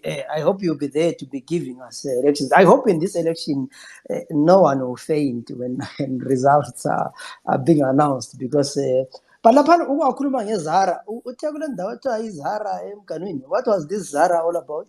Yes, it's called Zara Center Trust. It's one of the... Is it? Oh, Yes. okay. I was now thinking of the Zara, No. Zara Lounge. No. Okay, you're talking about. So, thank you, Zenzele, for that comment. I mean, yeah, Mkanwini is an area of that many journalists will be looking at and to see who wins. Because internally in the CCC, I guess it has a lot of implications on who wins that by-election, but also if the vote is divided, when you have very few votes, it could go to ZANU-PF as well because of the divided vote. As Carl is born with the Iozala Nkomoni. I have registered, I think it's called registered, or registered to vote. At Bafana, you have the mic, you can go ahead. Oh, thank you, Zenzele, and good afternoon. I hope you I'm very audible. We can hear you loud and clear. Thank you very much. Mina, my contribution will be just to buttress the importance of voter education.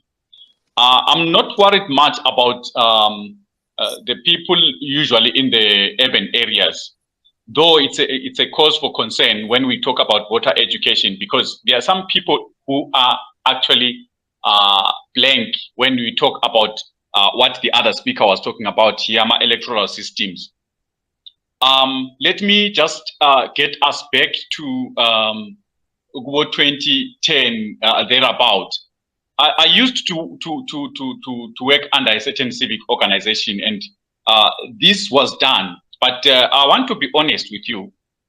The government, which is still the ruling government right now, used to thwart all the efforts which were done when voter education is done. And I think this is the reason why most civic organizations are not actually actively involved in that, because at the end of the day, they are on the wanted list, or they are actually people who are disappearing.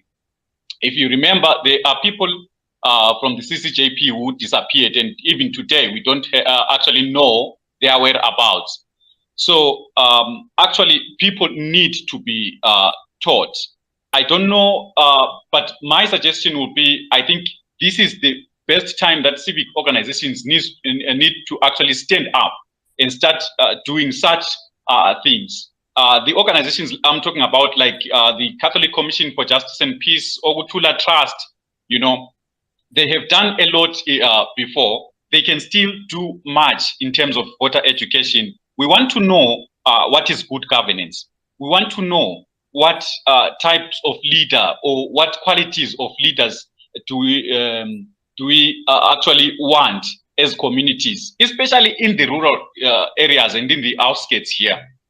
People don't know all those things. Lama electoral systems don't allow. It will help actually to open up people's minds and actually be motivated to vote.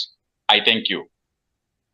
Thank you for raising those issues. You know, there is in Zimbabwe, there's nothing as difficult as trying to implement a program in rural areas. You know, you're supposed to have an MOU with local government, and it's, yeah, I've seen it myself. You know, either going out recording in rural areas and all those kind of things.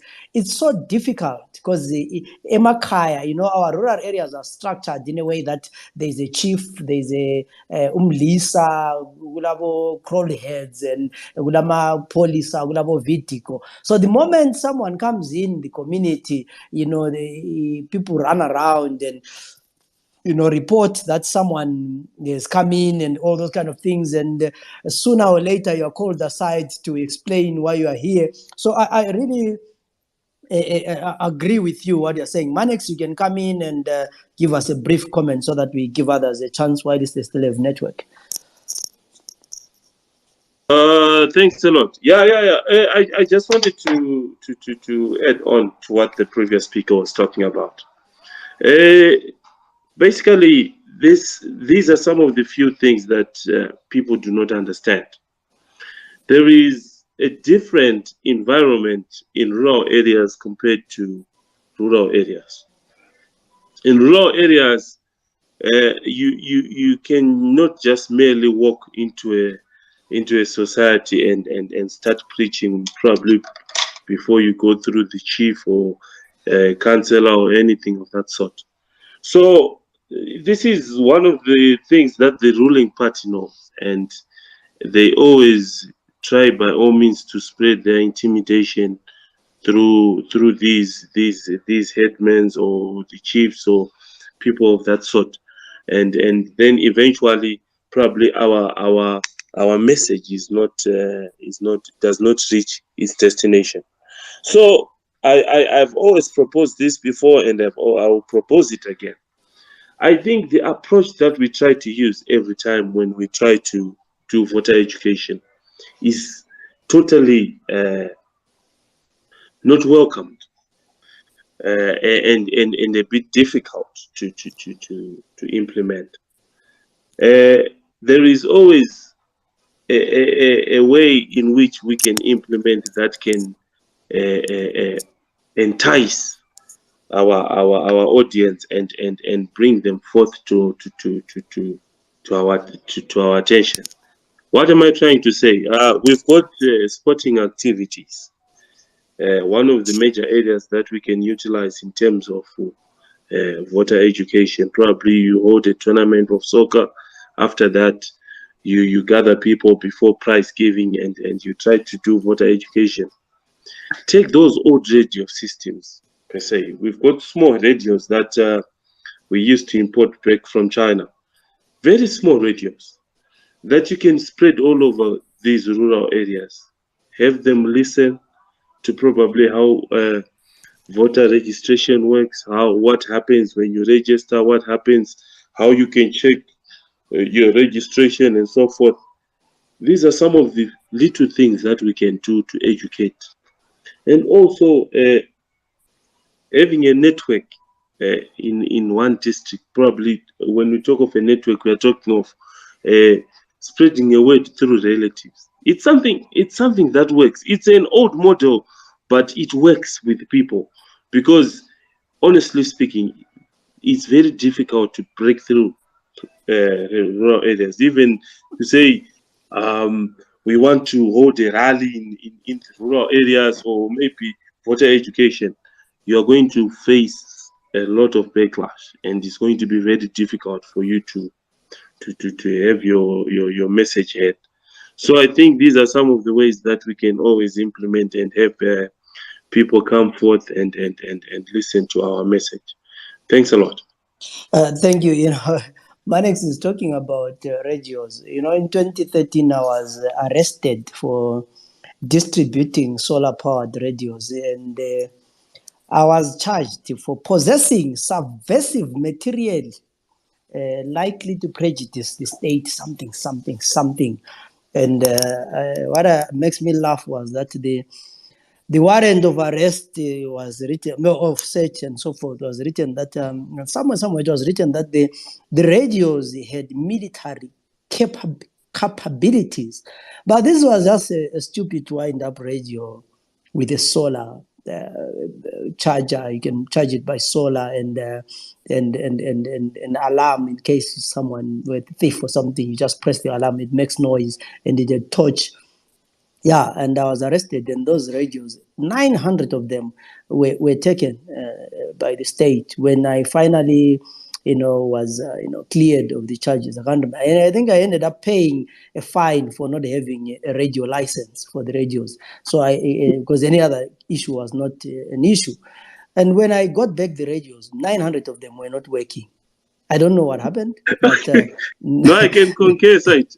What exactly what you are saying is the same problem that we've been having, because I've always tried, especially for me, charity begins at home. You understand? I've always said to myself, where my roots are is where I start preaching. So we at one point we wanted to hold a soccer tournament, and everything had gone through, only to have 3 days before that the police saying you cannot hold this because of the COVID regulations and so forth. They just came up with this stupid excuse, and I say to myself, but it's something of benefit to the community. I do not understand as to why this is actually happening.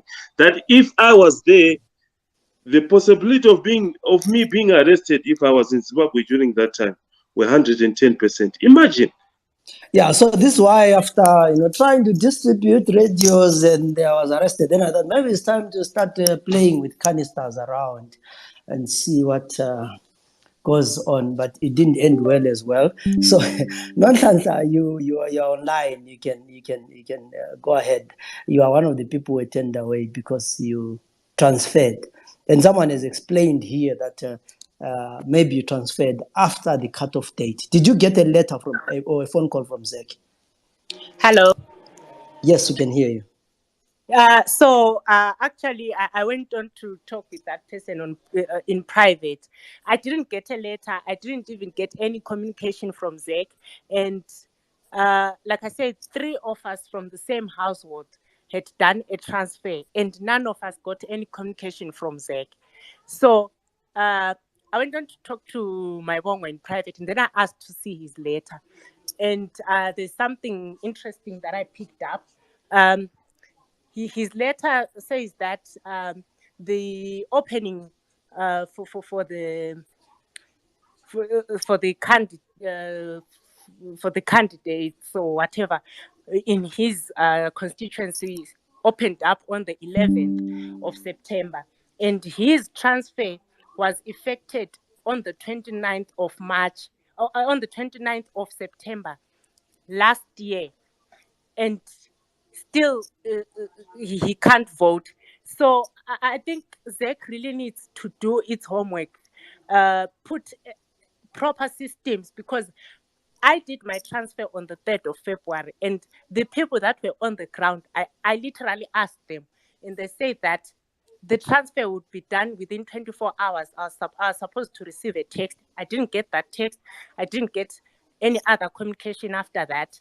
So imagine from last year, the time that the people like my mom were transferring up to February. You can imagine how many people did their transfers and how many people are in my position right now. So I think for the next elections, ZEC really needs to put some measures in place so that we have an effective system and we have more people being able to exercise their right than having people being turned away for such issues. Yeah, that's that is quite interesting. You know, Tongi, please go ahead. Tongi is in Kwekwe, the Midlands, one area that is highly contested. The by-election there. I think this is where we had the CC rally, and one person died after that violence there. So we want to hear what's going on in the Kwekwe. He's still connecting. So I hope we will have people who will follow up on these issues of people being turned away, and we also hope that ZEC is going to give us a statement at the end of the day to tell us how many people were turned away and some explanation. I think Tongai had a network challenge is going to come back. It's a bongia katala pana. What didn't we 1 minute to get to see idea? Over 2000 days.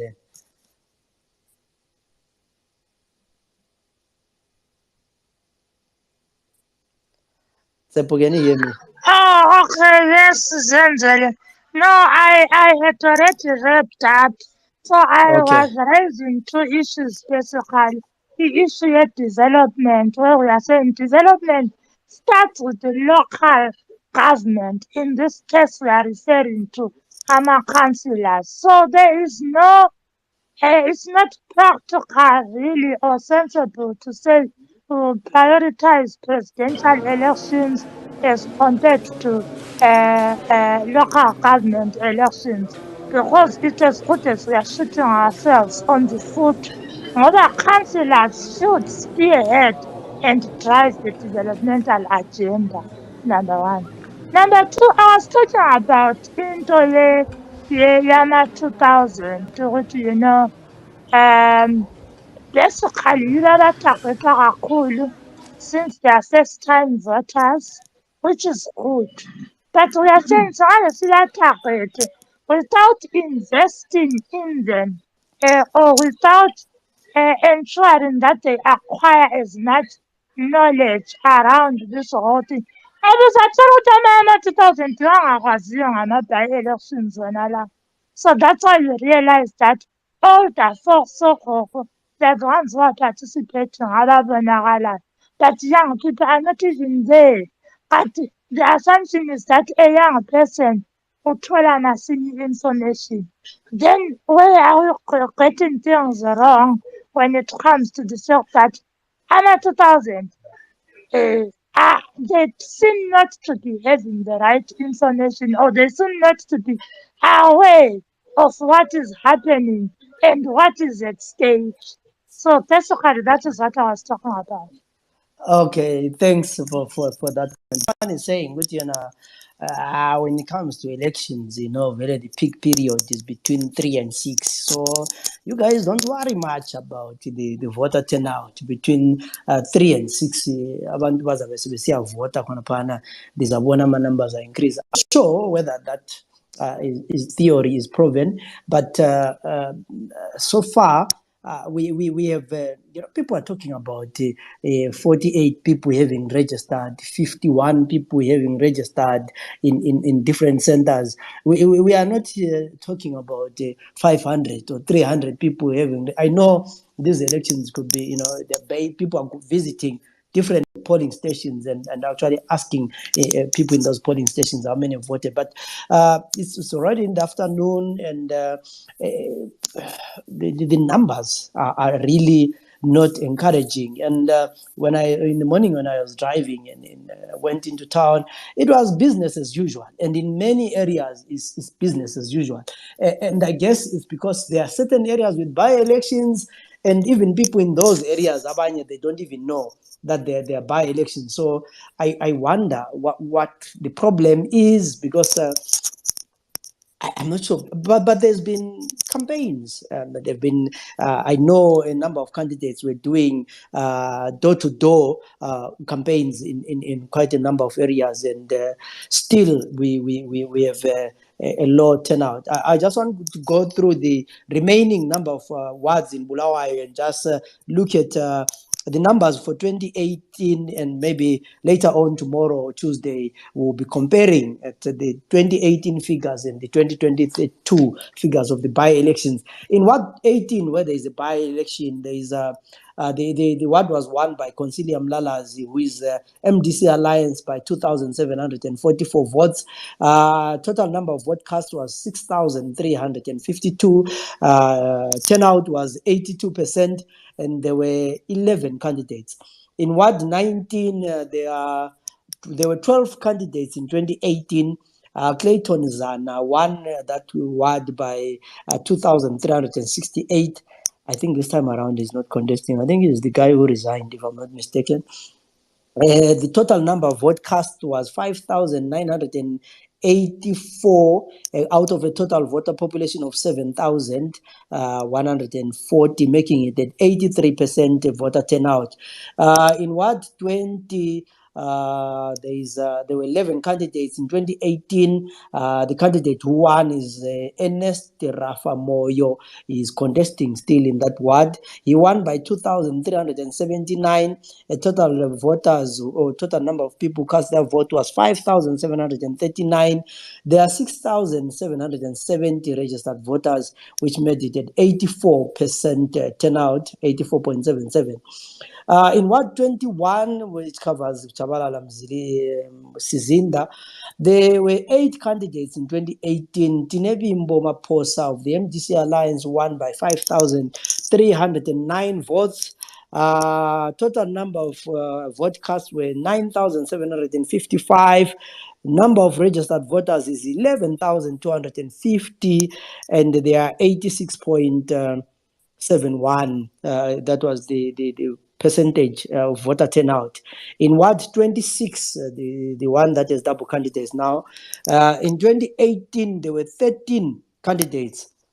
The ward was won by Norman Sabano, MDC Alliance, with 3,044 votes. Votes cast were 7,463. So he won by less than almost 50% of the vote. Then the total vote population there is 9,150, and the percentage of number of people who turned out to vote is 81.56%. So we those are the wards with by-elections, and the number of voters who turned out in 2018.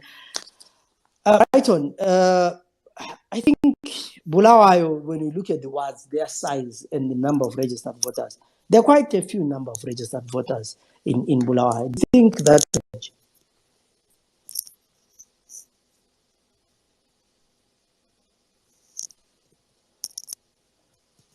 Brighton, are you there? Hello, Zenzele. I kind of missed your question. I think network now is off. Yeah, I was saying in Bulawayo we have quite a low number of registered voters. You know, if you look at this ward, there is no ward with more than 10,000 registered voters.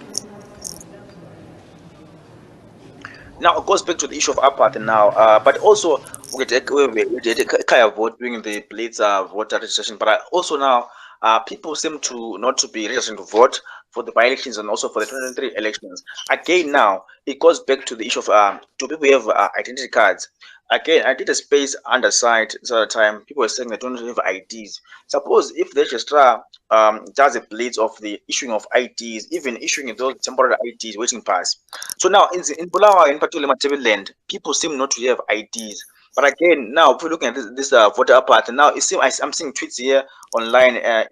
Everyone's saying there's issue of voter apathy across the country for the by-elections. I don't know what prompts this voter apathy now for these by-elections. I'm not sure what prompted the voter apathy. For Bulawayo, I can say maybe the issue of the rain, issue of the IDs. But however, I think people are tired. As earlier on, you said people are tired of politics. People are tired of this. If you vote, remember there's a time when people are saying online, even if I vote, what change does it? What change does it make? They've been casting their votes now and then, but however, what change does it make? So I think people are really tired. That's the issue of the voter apathy. Again, online, someone said online we are very vocal, but on the ground it's different. We can be talking about the register to vote online, people talking about this is happening online, Twitter space, but however, on the ground, it is different. People on the ground, they're not children to vote. However, also information gap. Online, people say voter elections are coming up on 20th of March and so on, but online, every country, every part of the country are voting today. But it's different. I guess information gap. I think comes back to the CSOs now, the NG, the media, those political parties now to do our now on voter education. What is the by-election? You need to go back to basics. What is the by-election? By-election, when by election the recalls, someone resigns or someone dies, it becomes a by-election. So I think we need to go back to the basics now as the media, the CSOs, the political parties now to conscientize the supporter, the viewers, audience, to say this is the by-election, this is what you carry when going to a by-election, and the importance of voting or casting your vote. Yeah, in network but we think we get most of the things what they are saying, that the voter education is quite important. We have Tongi from Kwekwe. Can you give us the update? Then from there we are going to give the platform to MP. Okay. Actually, I attended the rally which we lost an CCC member. I was there, and I've just arrived at a polling station in Amaveni, which is in Kwekwe Central, where the home of CCC constituency candidate Judith Tobayo. At Kushinga polling station, the voters row outside is got missing names, so voters are coming in to check their names on the voters row outside, and they can't see their names. Then they go away. So about 10 of them approached and MDC Alliance come CCC Councillor Juta to share their problem, and he told them to check on the #265 mobile checkup, and then they find their names on the voters register, and then they were told to go straight inside, not to look at the voters row outside. That's when they find their names. They were there inside the register with their ZEC officials inside, but on the outside voters row, their names are missing there. So it's an anomaly where some people maybe they have already gone home saying their names are not on the voters row. Yeah, I find it interesting so that means the voters roll that is outside is different from the voters roll that is inside. Yes, exactly. That's what's happening. Yeah, we really have some of these. In Kwekwe, we have 4 female candidates contesting. We have 2 for National Assembly seats and 2 for ward councillors. And so maybe that is why the high number of women are turning up than men. Yeah, we thanks Tongai for that update, and we hope we at the end of the day will get to understand what's going on in terms of the people that are being turned away and why the voters roll outside will not be the same as that which is at outside the polling station or outside the voting halls. P, can you go ahead and give us your contribution? Thank you so much, Mr. Ndebele. Linjani lapho labalaleli? Hayi thina siqinile. Okay, la ngithi mphose lami lapha ngumpinare from Mad South, Gwanda Central. Well, yes, you can go ahead. Disappointed as it may seem, my brother, but again, let's again remember ukuthi this is by-elections. If you look at our campaigns abesenzakala from both ZANU-PF and CCC, you will discover what the whole vibe, the vavavoom is around ED, is around President Advocate Chamisa, right? Even nama candidates lawa kade announce khona pana, if you look at the time that they are given to even interact with the people who, let's say for example, I was following President Advocate Chamisa a lot.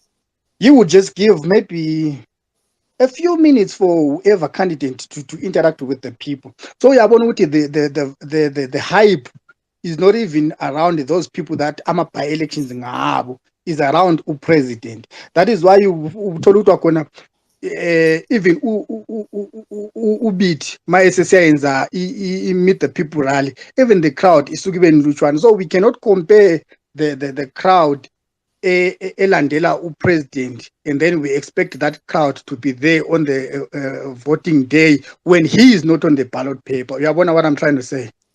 So we were bound really to get a lower vote turnout, and it's not about the opposition only, but even in with the ruling party and the other parties as well.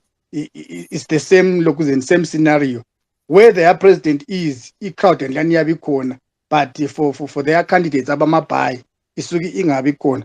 And then bese ngifuna ukuthinta ngodaba lwe vote buying. We saw it happening even Gwanda, especially with ZANU PF, like in Daba Esporani yona leyo. As much as yes, Gwanda has got crisis of water, that's an urban setup.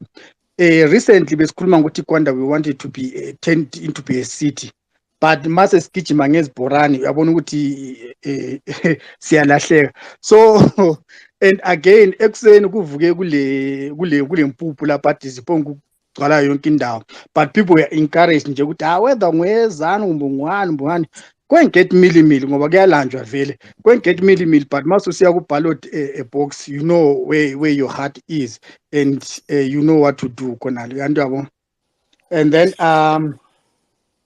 the other issue engicabanga ukuthi maybe we can play, especially people in the Twitter space. I agree with the other speaker. Most of the people abatholakala bakuma spaces ngabantu aba in the diaspora, people who can afford data yokuhlala ku space to 1 hour 2 hours. But at the same time, when Twitter space lapana, you've got privilege to information, and I'm sure each and every family sinama groups lana kuma WhatsApp yabona, le group yakwenyathi nkhaya silabantu maybe 7 10 20 people. That information oyithola la ku Twitter space that they cannot go into Twitter space, relate to them, relate to abantu izihlobo zakho, relate to abo bhuti abo aunt abo bani, back to those family groups so that they are aware. And the people in the diaspora, we tend to paint a picture yokuthi hayi yonke into is lovey-dovey lapha e-diaspora, and but if we paint a picture to them to tell them ukuthi how sisafaka kangakanani, how ama-long hours esiwasebenza so that we can fend for those people, I think bazasizwela labo, especially those that are able to vote ekhaya back home ukuthi benzeni bakwazi ukuthi izinto ziguquke. Yes, Mr. Ndebele. You thank you for that, Nari, and you raise an important issue here. The focus was on the presidents. I remember someone on Twitter raised the issue with this election is about candidates and MPs, but I'm a poster alabo president, and the person was told of when I. So it was about Mnangagwa, it was about Chamisa, and they addressed the rally. So this is where I have a problem with council elections. That if you look at by-elections, not by-elections, general elections, councillors never address rallies, never address people. And this is the reason why people will know their councillor after the election, because papa ngufakwa kuposta ka MP bangafika ku rally kuthiwe ama councillors, who are the councillors or the candidates for council elections, then they just wave. So I don't remember even one councillor in Bulawayo, I don't know if we're in any other area, where a councillor addressed a rally. An MP addressed a rally on his own. I guess they are banking too much on the popularity of their presidents, be it ZANU, be it CCC, be it MDC. So it's not about the president this time around. It's about the councillor, it's about the MP. So people should be selling themselves out to the people. and not selling their presidents, because the president is not on the ballot paper. And this is the issue that people have been saying, that the problem with council, or the problem why people have no interest, is people go and vote for the party. And they don't vote for a particular a candidate because they think that they are capable. So this is the result of pushing the presidential candidate forward when he is not the player. Yes, yes. Up to now, some people still don't know who is the councillor for their award. So, Yes. Very true, very true. Like I was saying, ama-councillors ku-rally they are just line up and wave. Only prominent executive members pure maybe mic 5 minutes actual 1 2 3, but he's doing that at the capacity of being a neck executive. But for an ordinary MP, ordinary councillor, it's a non-starter. Yeah, so we have an issue there. I think there's still a lot that needs to be done by all the political parties, and I think it's up to the candidates themselves. Maybe the other thing, maybe I would forgive. I don't know. Maybe I would forgive. Maybe ECCC. I think one thing that we should agree with most people is CCC, they are not in parliament right now. They don't have resources. I think I saw quite a number of candidates. They were really struggling with resources. They were really, even if parties and who are not in parliament, the parties were struggling. Those who are not in parliament were struggling with an issue of resources, because campaigning is very expensive.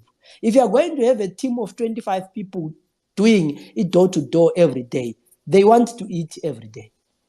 So, feeding people from your pocket, if you don't have deep pockets, you're going to have problems. So some of these parties, their members, their candidates got nothing from headquarters. So it was difficult. And you might find out at the end of the day, on polling date, some of these parties will not be able to field or to second polling agents to actually see what's going on, because they don't have the money.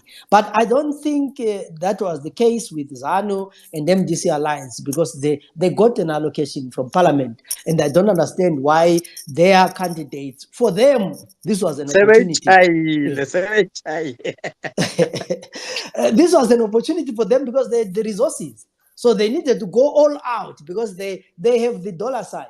But for these other parties, I think they struggled to put resources together. I know CC people have been donating, they've been doing campaigns online and encouraging people. So money is an issue when it comes to elections. If you don't have money, then the campaigning can be very expensive.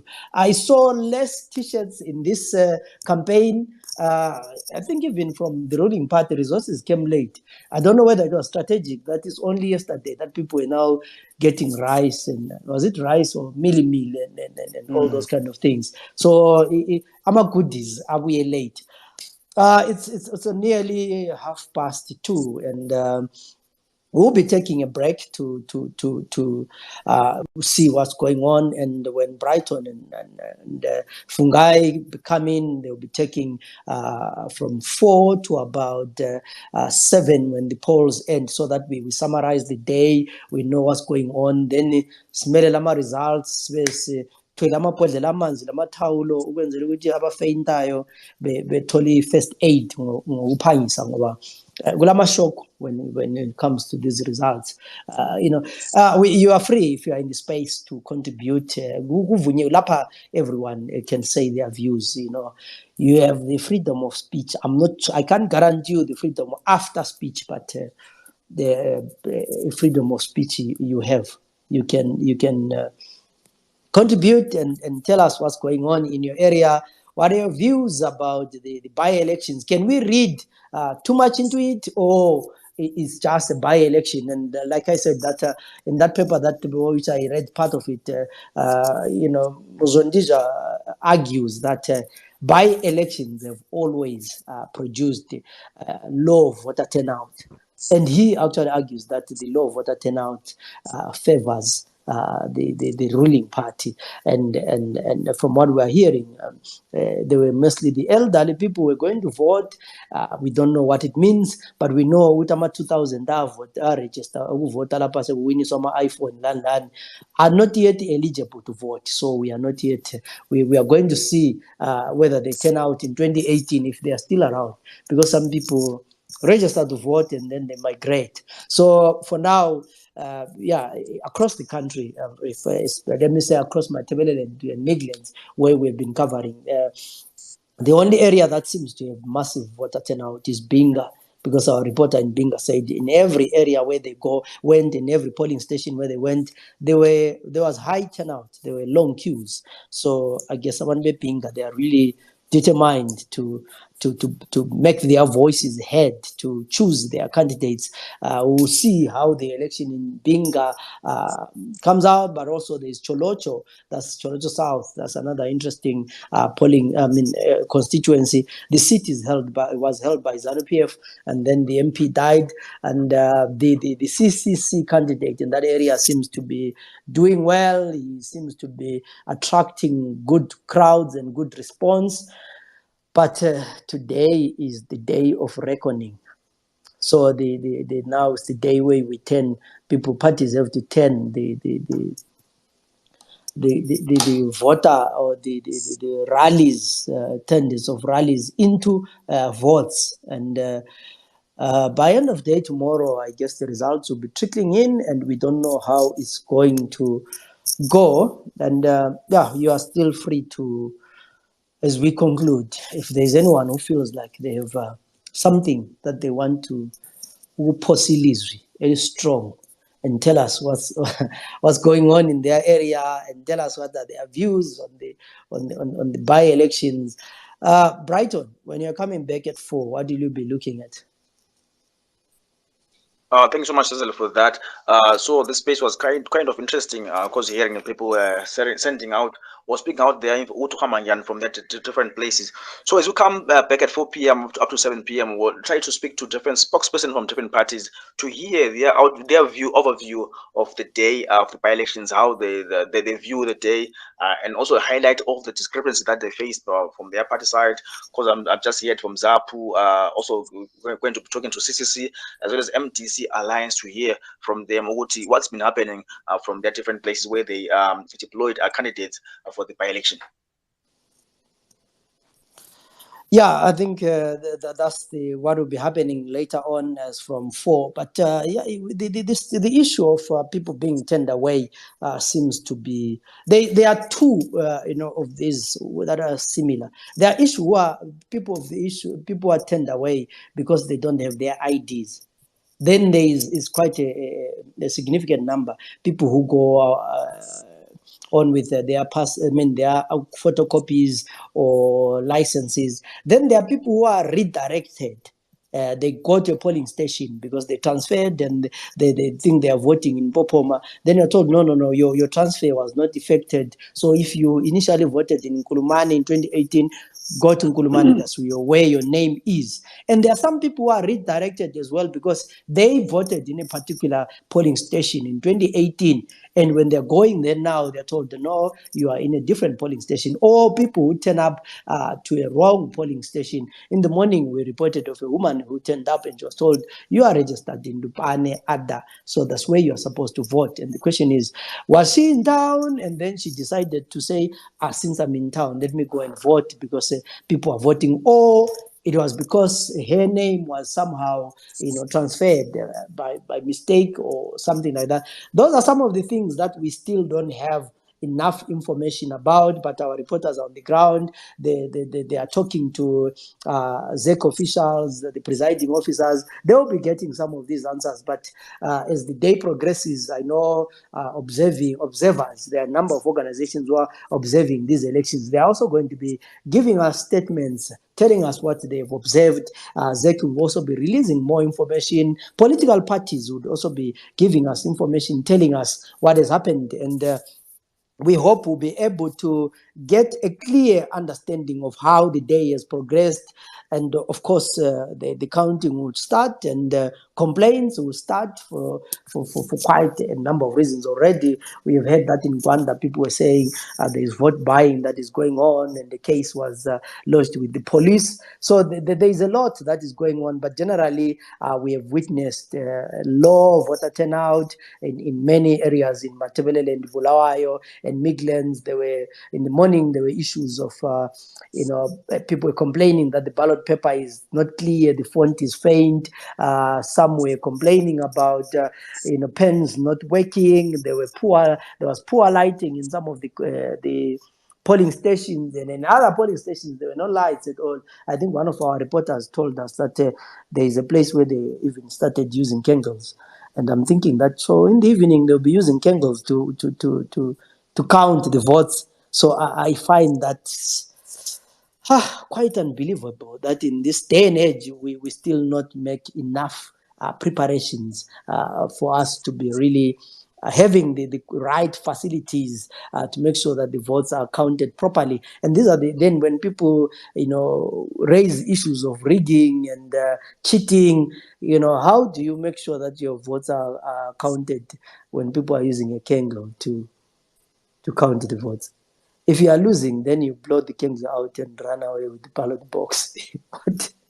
what kind of a situation is that? So I think we really there's still more that can be done in terms of voter organization and all that. The good thing is we have not had any incidents of violence so far, so I guess that is a plus to all the political parties that people have managed to exercise their vote peacefully, I guess, without any intimidation. But there were cases in Kwekwe. We heard that there were people who were seated outside a polling station, ticking those who had voted, because yesterday they got buckets of maize. So now they were supposed to pay Caesar what belongs to Caesar by voting. A bucket of maize is equivalent to a vote. That was the value of the bucket of maize that they got. And we heard that in some polling stations, people were not comfortable with their names being written as part of the COVID protocols, where you get your temperature checked, then you write down your name and all the details, then your temperature. Some people were not comfortable. We heard of a couple in Victoria Falls that decided not to vote because they were asked to write down their names at the polling station as part of the COVID protocols. And we couldn't get that. Well, in the morning, one of the site reporters reported that in I think it was in Siteli, the election officials did not have sanitizers. I would have loved to find out whether they finally got the sanitizers as the day progressed. And we're told that McDonald's polling station in Mziligas, 81 people had cast their votes, 34 males and 47 females. Looks like whole day, yeah? Only 81 people, 34 males, 47 females. 11 people were turned away for reasons such as not appearing on the voters' roll, using photocopied IDs, while another 12 was redirected to another polling station. So we have a lot of these figures of people who were being redirected to other polling stations. At Thorngrove Hall, by 11 a.m., 37 people had voted, 26 females and 11 males. One person had been turned away for bringing a photocopy ID, and one was assisted as they were partially blind. So these are some of the cases that we're having, or some of the issues. There is also the issues of assisted voters. MP, you can go ahead and speak. Okay, thank you, my brother. Just a quick one, especially on that a couple they didn't want to write their names, and I mean, man, it still goes back to us again. How desperate do we need this? Like, it is the new normal now, especially the gathering of a crowd. There is that thing that they call a register for crowd tracing. As much as they don't follow us, but eminye imithetho anti imithetho eyenzela ukuthi kusasa kungawonakala, and then on their side maybe be covered, even though they won't make a follow up. So I think it also goes back to us, like you were saying, with the people that are abangena by elections, they are so eager to vote. But then laba balama by election, I mean, what's in the writing of a name and your surname and contact details, and then you go and exercise your right for the next how many months coming, 12 months or so. Now imagine 2 votes gone. Put a scenario whereby a candidate yabo idliwe 2 votes or 1 vote. What will then happen to them? We need to be desperate for this thing. What Nkala, is it also not an issue that people are still, there's still an issue, people are afraid. Abantu ukwesaba kukhona. So if you go to a polling station and you are asked to bhala ibizo lakho, susesaba ukuthi ngxenye bamaka iballot paper yakho bazakulandela bekubuza ukuthi indaba uvote so these are some of the small issues that, I mean, was it necessary? I know it's, didn't Zek discuss this issue? If they have published a statement saying that it is illegal for people to take photos and post them online because of the constitution that protects the integrity of the process of voting, and also the issue of protecting the identity, the vote, and the making sure that you vote secretly. Does it become a secret? But yes, I hear you there, Mr. Ndebele. But from how I heard it, it was like maybe a point of entry. You know, imagine here in South Africa, even in McDonald's, there was a time where you would just write your kumbubele girlfriend, sel pala lonke kwapana mabi. But nxa sekungumama omncane phela security mazi uya screenshota laphana. Yeah, but yeah, again, you see, ZANU-PF would always use those tactics. Well, I understand where they are coming from as well, and their race says a lot again in that scenario. But so fuzelati sifake esikalini lapho ukuthi i-2 votes zami zile weight engakanani. What if my candidate edliwe nge-1 vote? Uyabona? Yeah, it's an issue. I guess it also depends how hungry people want to vote and all those kind of things. And I've always argued that the people who decide who is going to represent them are people who are not actually members of any political party. The people who are independent, who don't have membership of any political party, they're the ones who, at the end of the day, will go in their numbers. Because I don't think amaphathi wonke oyi-2 angahlanganisa abantu babo bayafika a million.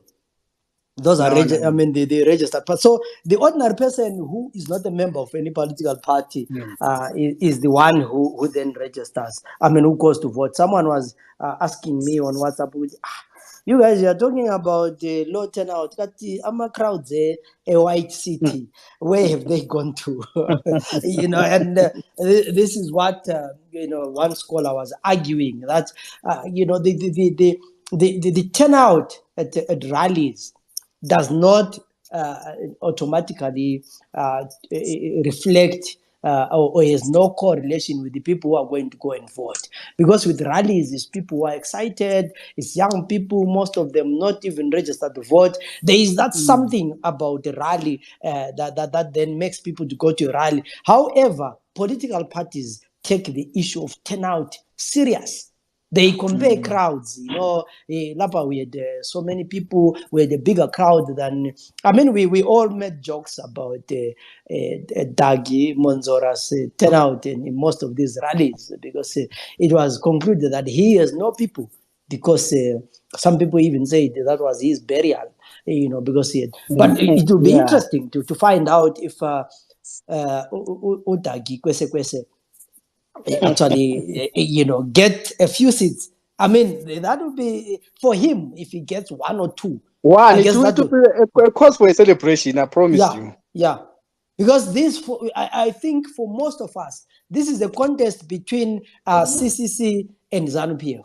ZANU-PF is saying we want to get as many seats as possible from these 28 that are up for grabs, and as well as the 100 and something the local authorities. And CCC is saying we are new in this game. We want to show you what we are made of, and we want to get as many seats as possible.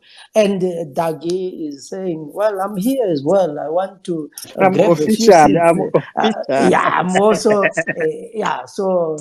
Usenzele bese sithi ziyakhala ke manje ukuthi No, sibone but ukuthi the most honest truth, rally crowds don't really count, because if you know well, I as an individual can follow a rally in the region from Bedbridge, Gwanda, Plumtree, Bulawayo, and if see 10, 20, you see it's still the same person, still the same people in following that crowd. You see, so it really doesn't count. yeah, so we have been covering the by-elections, and we'll be continue giving you the updates till about 7 p.m. tonight, showing people or talking to people to hear what's going on. We have our reporters on the ground around Bulawayo, we have reporters in Big Falls, in Binga, in Kwekwe, in Cholocho. So yeah. It's all over. We have quite a number of guys on the ground, and they'll be giving us updates. So some people who are even sending us messages are saying, the first problem that they've realized with these by-elections is low voter turnout. And some people in the morning were also saying, we have very few female candidates who are contesting in these by-elections. Where is the problem? But if we are looking at the number of registered voters or the number of people who are going out to vote, it's mainly females. But in terms of candidates, there are very few female candidates that are on the ballot paper. So we'll be giving you the updates, and hopefully when we do get the results, when ZEC officially announce the results, because ZEC is the only organization that is allowed to, by law, to announce the results. Someone was saying there is a danger of losing constituencies because of that, as long as people have no interest in choosing their representatives in both central and local government,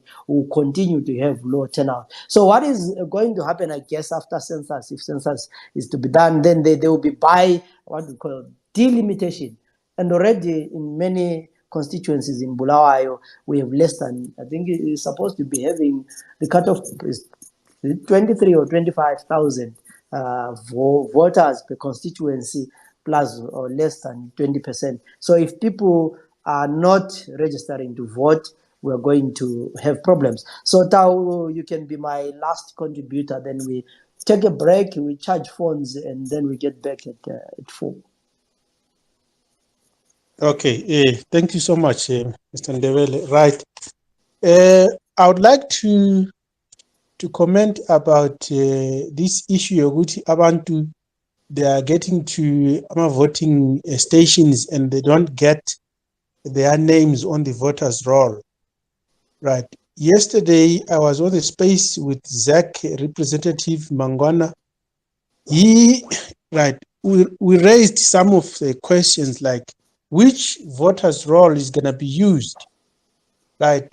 Considering that ZAC says they inherited a voters' roll from 2013, and they used that voters' roll in 2018, right? So, but there is a team called Team Pachedu who uncovered some lots of uncalled for anomalies on the voters' roll, right? And the representative mentioned something a bit shocking and disturbing. He said a voters' roll is a liquid voters' roll, and somebody asked, "What are you trying to say?" And he said that can be adjusted any time with ZAC, right? And the question still was standing to say, which one are you going to use? Because the representatives for CC went asking for a voters' roll, and you called the police for them instead of just giving them a voters' roll. Which one are you gonna use? And he didn't answer the question. So my point of bringing this is that the hard copies, when you go to a polling station, the hard copies that are there, you can check your name. If your name is not there, right, inside, or if you check online, you find your name is there. What does that interpret? It interprets Uguti. The actual voters roll that is being used is unknown. I don't know if you are getting my point there. Why? Because he actually stated that it can be adjusted anytime by Zach. So hearing such reports, you would about 10, 15, whatever, they were turned back and their names were not appearing. But to those who managed to push and to force them inside, they found their names inside. It says a lot. It says a lot. I don't want to be against a certain party or whatever, but Zach mustn't be a ZPF. Why? Because these voters roll, you can find out if investigation is done, you will find out that there is adjustments and of this voters roll that is happening online, and as people vote, and those hard copies that have been printed to give to people deliberately, they've been such things that they know to say, okay, this is a MDCA or MDCT stronghold, so try by all means to say 40% of people can only vote. I'm not saying that's what's happening, but considering the fact that Mangwana says that voters' roll can be adjusted anytime, to me, it's more than just a statement, right? So the reason probably why people are not getting their names there. So another thing you mentioned about people not turning out for vote to vote, right? Also, we can take the blame back to the rallies, our presidential candidates. There were such things, such statements like, this is just in Visa, the real deal is by 2023 by you get my point. So what does that mean? It means they are not taking these by-elections as serious, even those the officials, the presidents. So that statement also, it discourages to say, so if this is not the real deal by 2023. And also even the candidate from where I'm coming from,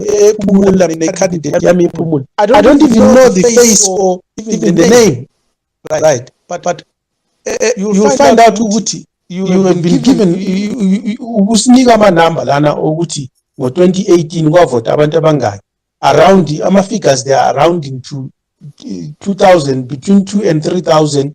Of course, what 21 and 26 is nama 5,000 something. But imagine the whole world, what Yonke is. It decided along abantu less than 100. They will decide our future for the next 12 months or for the next 5 years. Abantu about 50 but decided let the whole world. Who is the person to represent us? So my point, Uguti, voter, ukufundisa abantu bakithi ngokuthi how important is it to vote?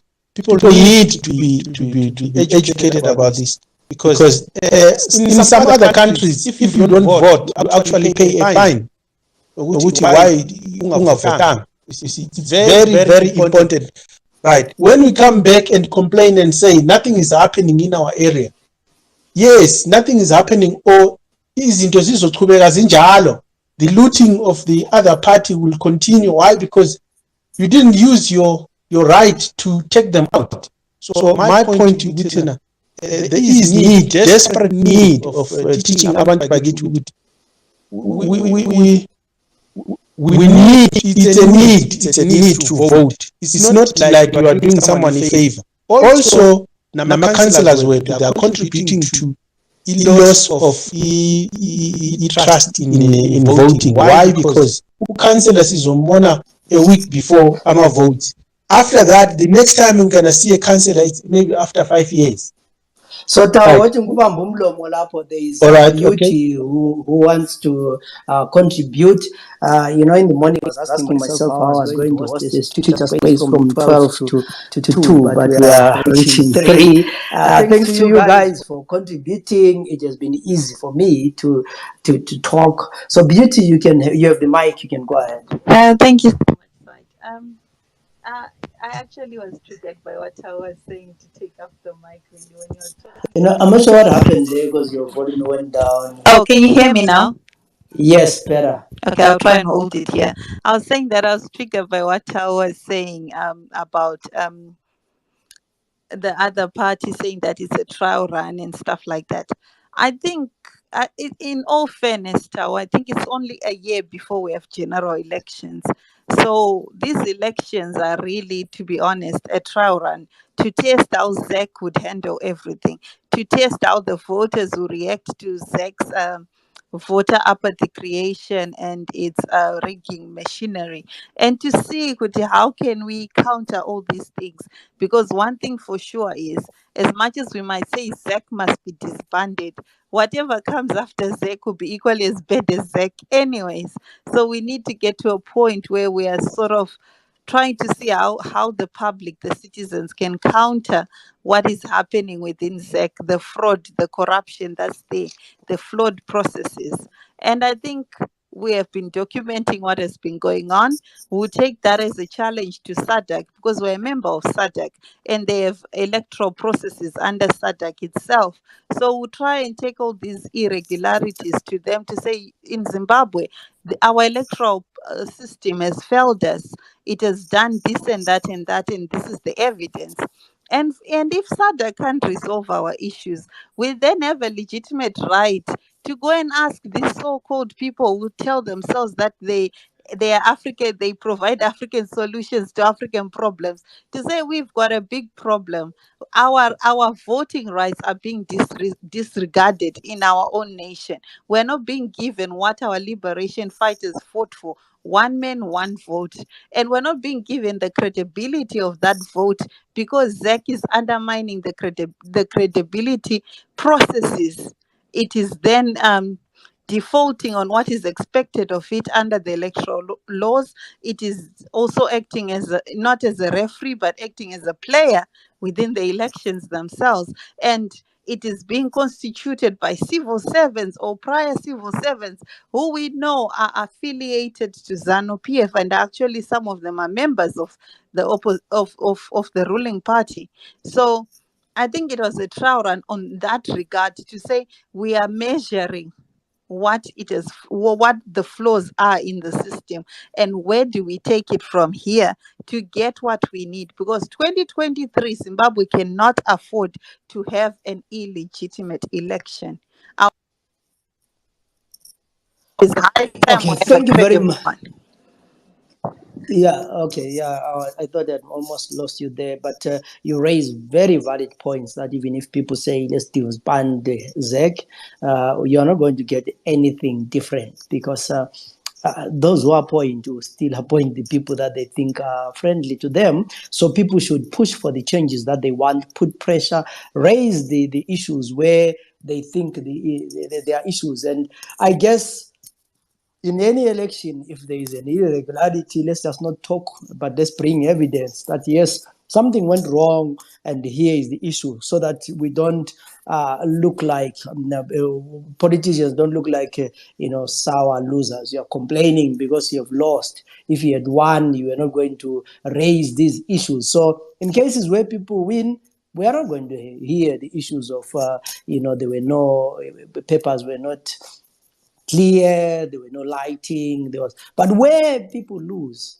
we are going to hear these issues coming up big time. So I think we need to make our system perfect. We need to take ZEC to task, those who are in charge of or who have the capacity to monitor and check the voters roll. Let them do that. Those who are monitoring elections on the ground, make sure you do that. Those who are assigned to be polling agents, stay there until all the votes are counted, and you've accounted for a vote. Where you see an anomaly, record it. Because at the end of the day, if you win and you win fairly, that's fine. If you lose and you lose fairly, that's okay. Where we complain that we have lost and it was unfairly, let's bring the evidence. Because the other issue, some people have argued that the reason why we have low turnout is that every election, politicians complain, opposition complain that the elections have been rigged. And in turn, people are saying, but if your election was rigged in 2018, why are you asking us to go and vote in 2022? What will change? Because still the election will be rigged. So sometimes crying rigged is giving us problems. And I really mean it this time. Beauty, you are the last person, then we take a break. All right. Okay. Sorry. I just had to respond where you were saying, Kuti, if it's being rigged, it undermines the need for people to go out and vote because they'll say, Kuti, the process is rigged. But we have to know, Kuti, we cannot say that it is rigged. If something is rigged, we have to identify it as it is, because the only way to solve something is to cite the problem. So the problem is rigging is underway. They already started it before when they said there was a 10% margin of error in whatever they were doing with the voters roll. Already 10%, that's loads of people. And yet we know kuti munhu anogona kuwina ne-one extra vote. So already the rigging is in the system that they are applying. But the fact that we have to talk about that rigging, because we have to get people to try and overcome in numbers whatever efforts are done in that rigging, because as much as vari kuriga pane limit to how much they can rig. So that limit, we have to go over that limit so that we get to the next point. Yokuti, we are empowered to be in the position to change the things that are wrong in the system, because we can't change it system macho. We can't change it as opposition. We can only change this electoral system if we become the ruling party itself. So we have to cite the problem, but try and encourage people to try and help us override the rigging mechanisms that are being put there, that are being displayed for people to see and cause voter apathy. So we're trying to say, Kutivanu, irregardless of the failures of the system, please engage with it, because it has a limit to how much they can rig. And we need to go above that limit of rigging. That is why we say that. Yeah, I totally agree with you that where people say there's rigging, let's provide evidence to say we are saying it was rigged because of A, B, C, D. But where people cry rigging with no evidence, then the young person or anyone in the street then says, but why am I going to vote if there is always rigging? But where there is rigging, yes, people should shout louder and say, we have seen the rigging. And it is, democracy is not a day's event, it's a process. I guess the Americans and everyone took years, if not 50 to 100 years to perfect their systems. We are only less than 50 years in a democracy. But that is half a century almost. And we are still having, challenges like not having a perfect lighting at the polling station. Anyway, thank you very much for tuning into this space where we are covering the by-elections, and around 4 to 4:30, Brighton and Fungai are going to come in and wrap up the day with reports from across the Matabele land. We're covering elections mainly Bulawayo, Matabele North, Matabele South, and the Midlands, checking what's going on. We will also try to get observers and people who have been observing the elections, the political parties, their spokespersons, to come and give us feedback, what they think. People have been voting, and now what we are waiting for is the counting that will start immediately after 7, and the results. And on Tuesday, we'll be back here analyzing the results and what it means. My name is Zenzele Ndebele. Let's meet again in an hour or so as we continue the coverage of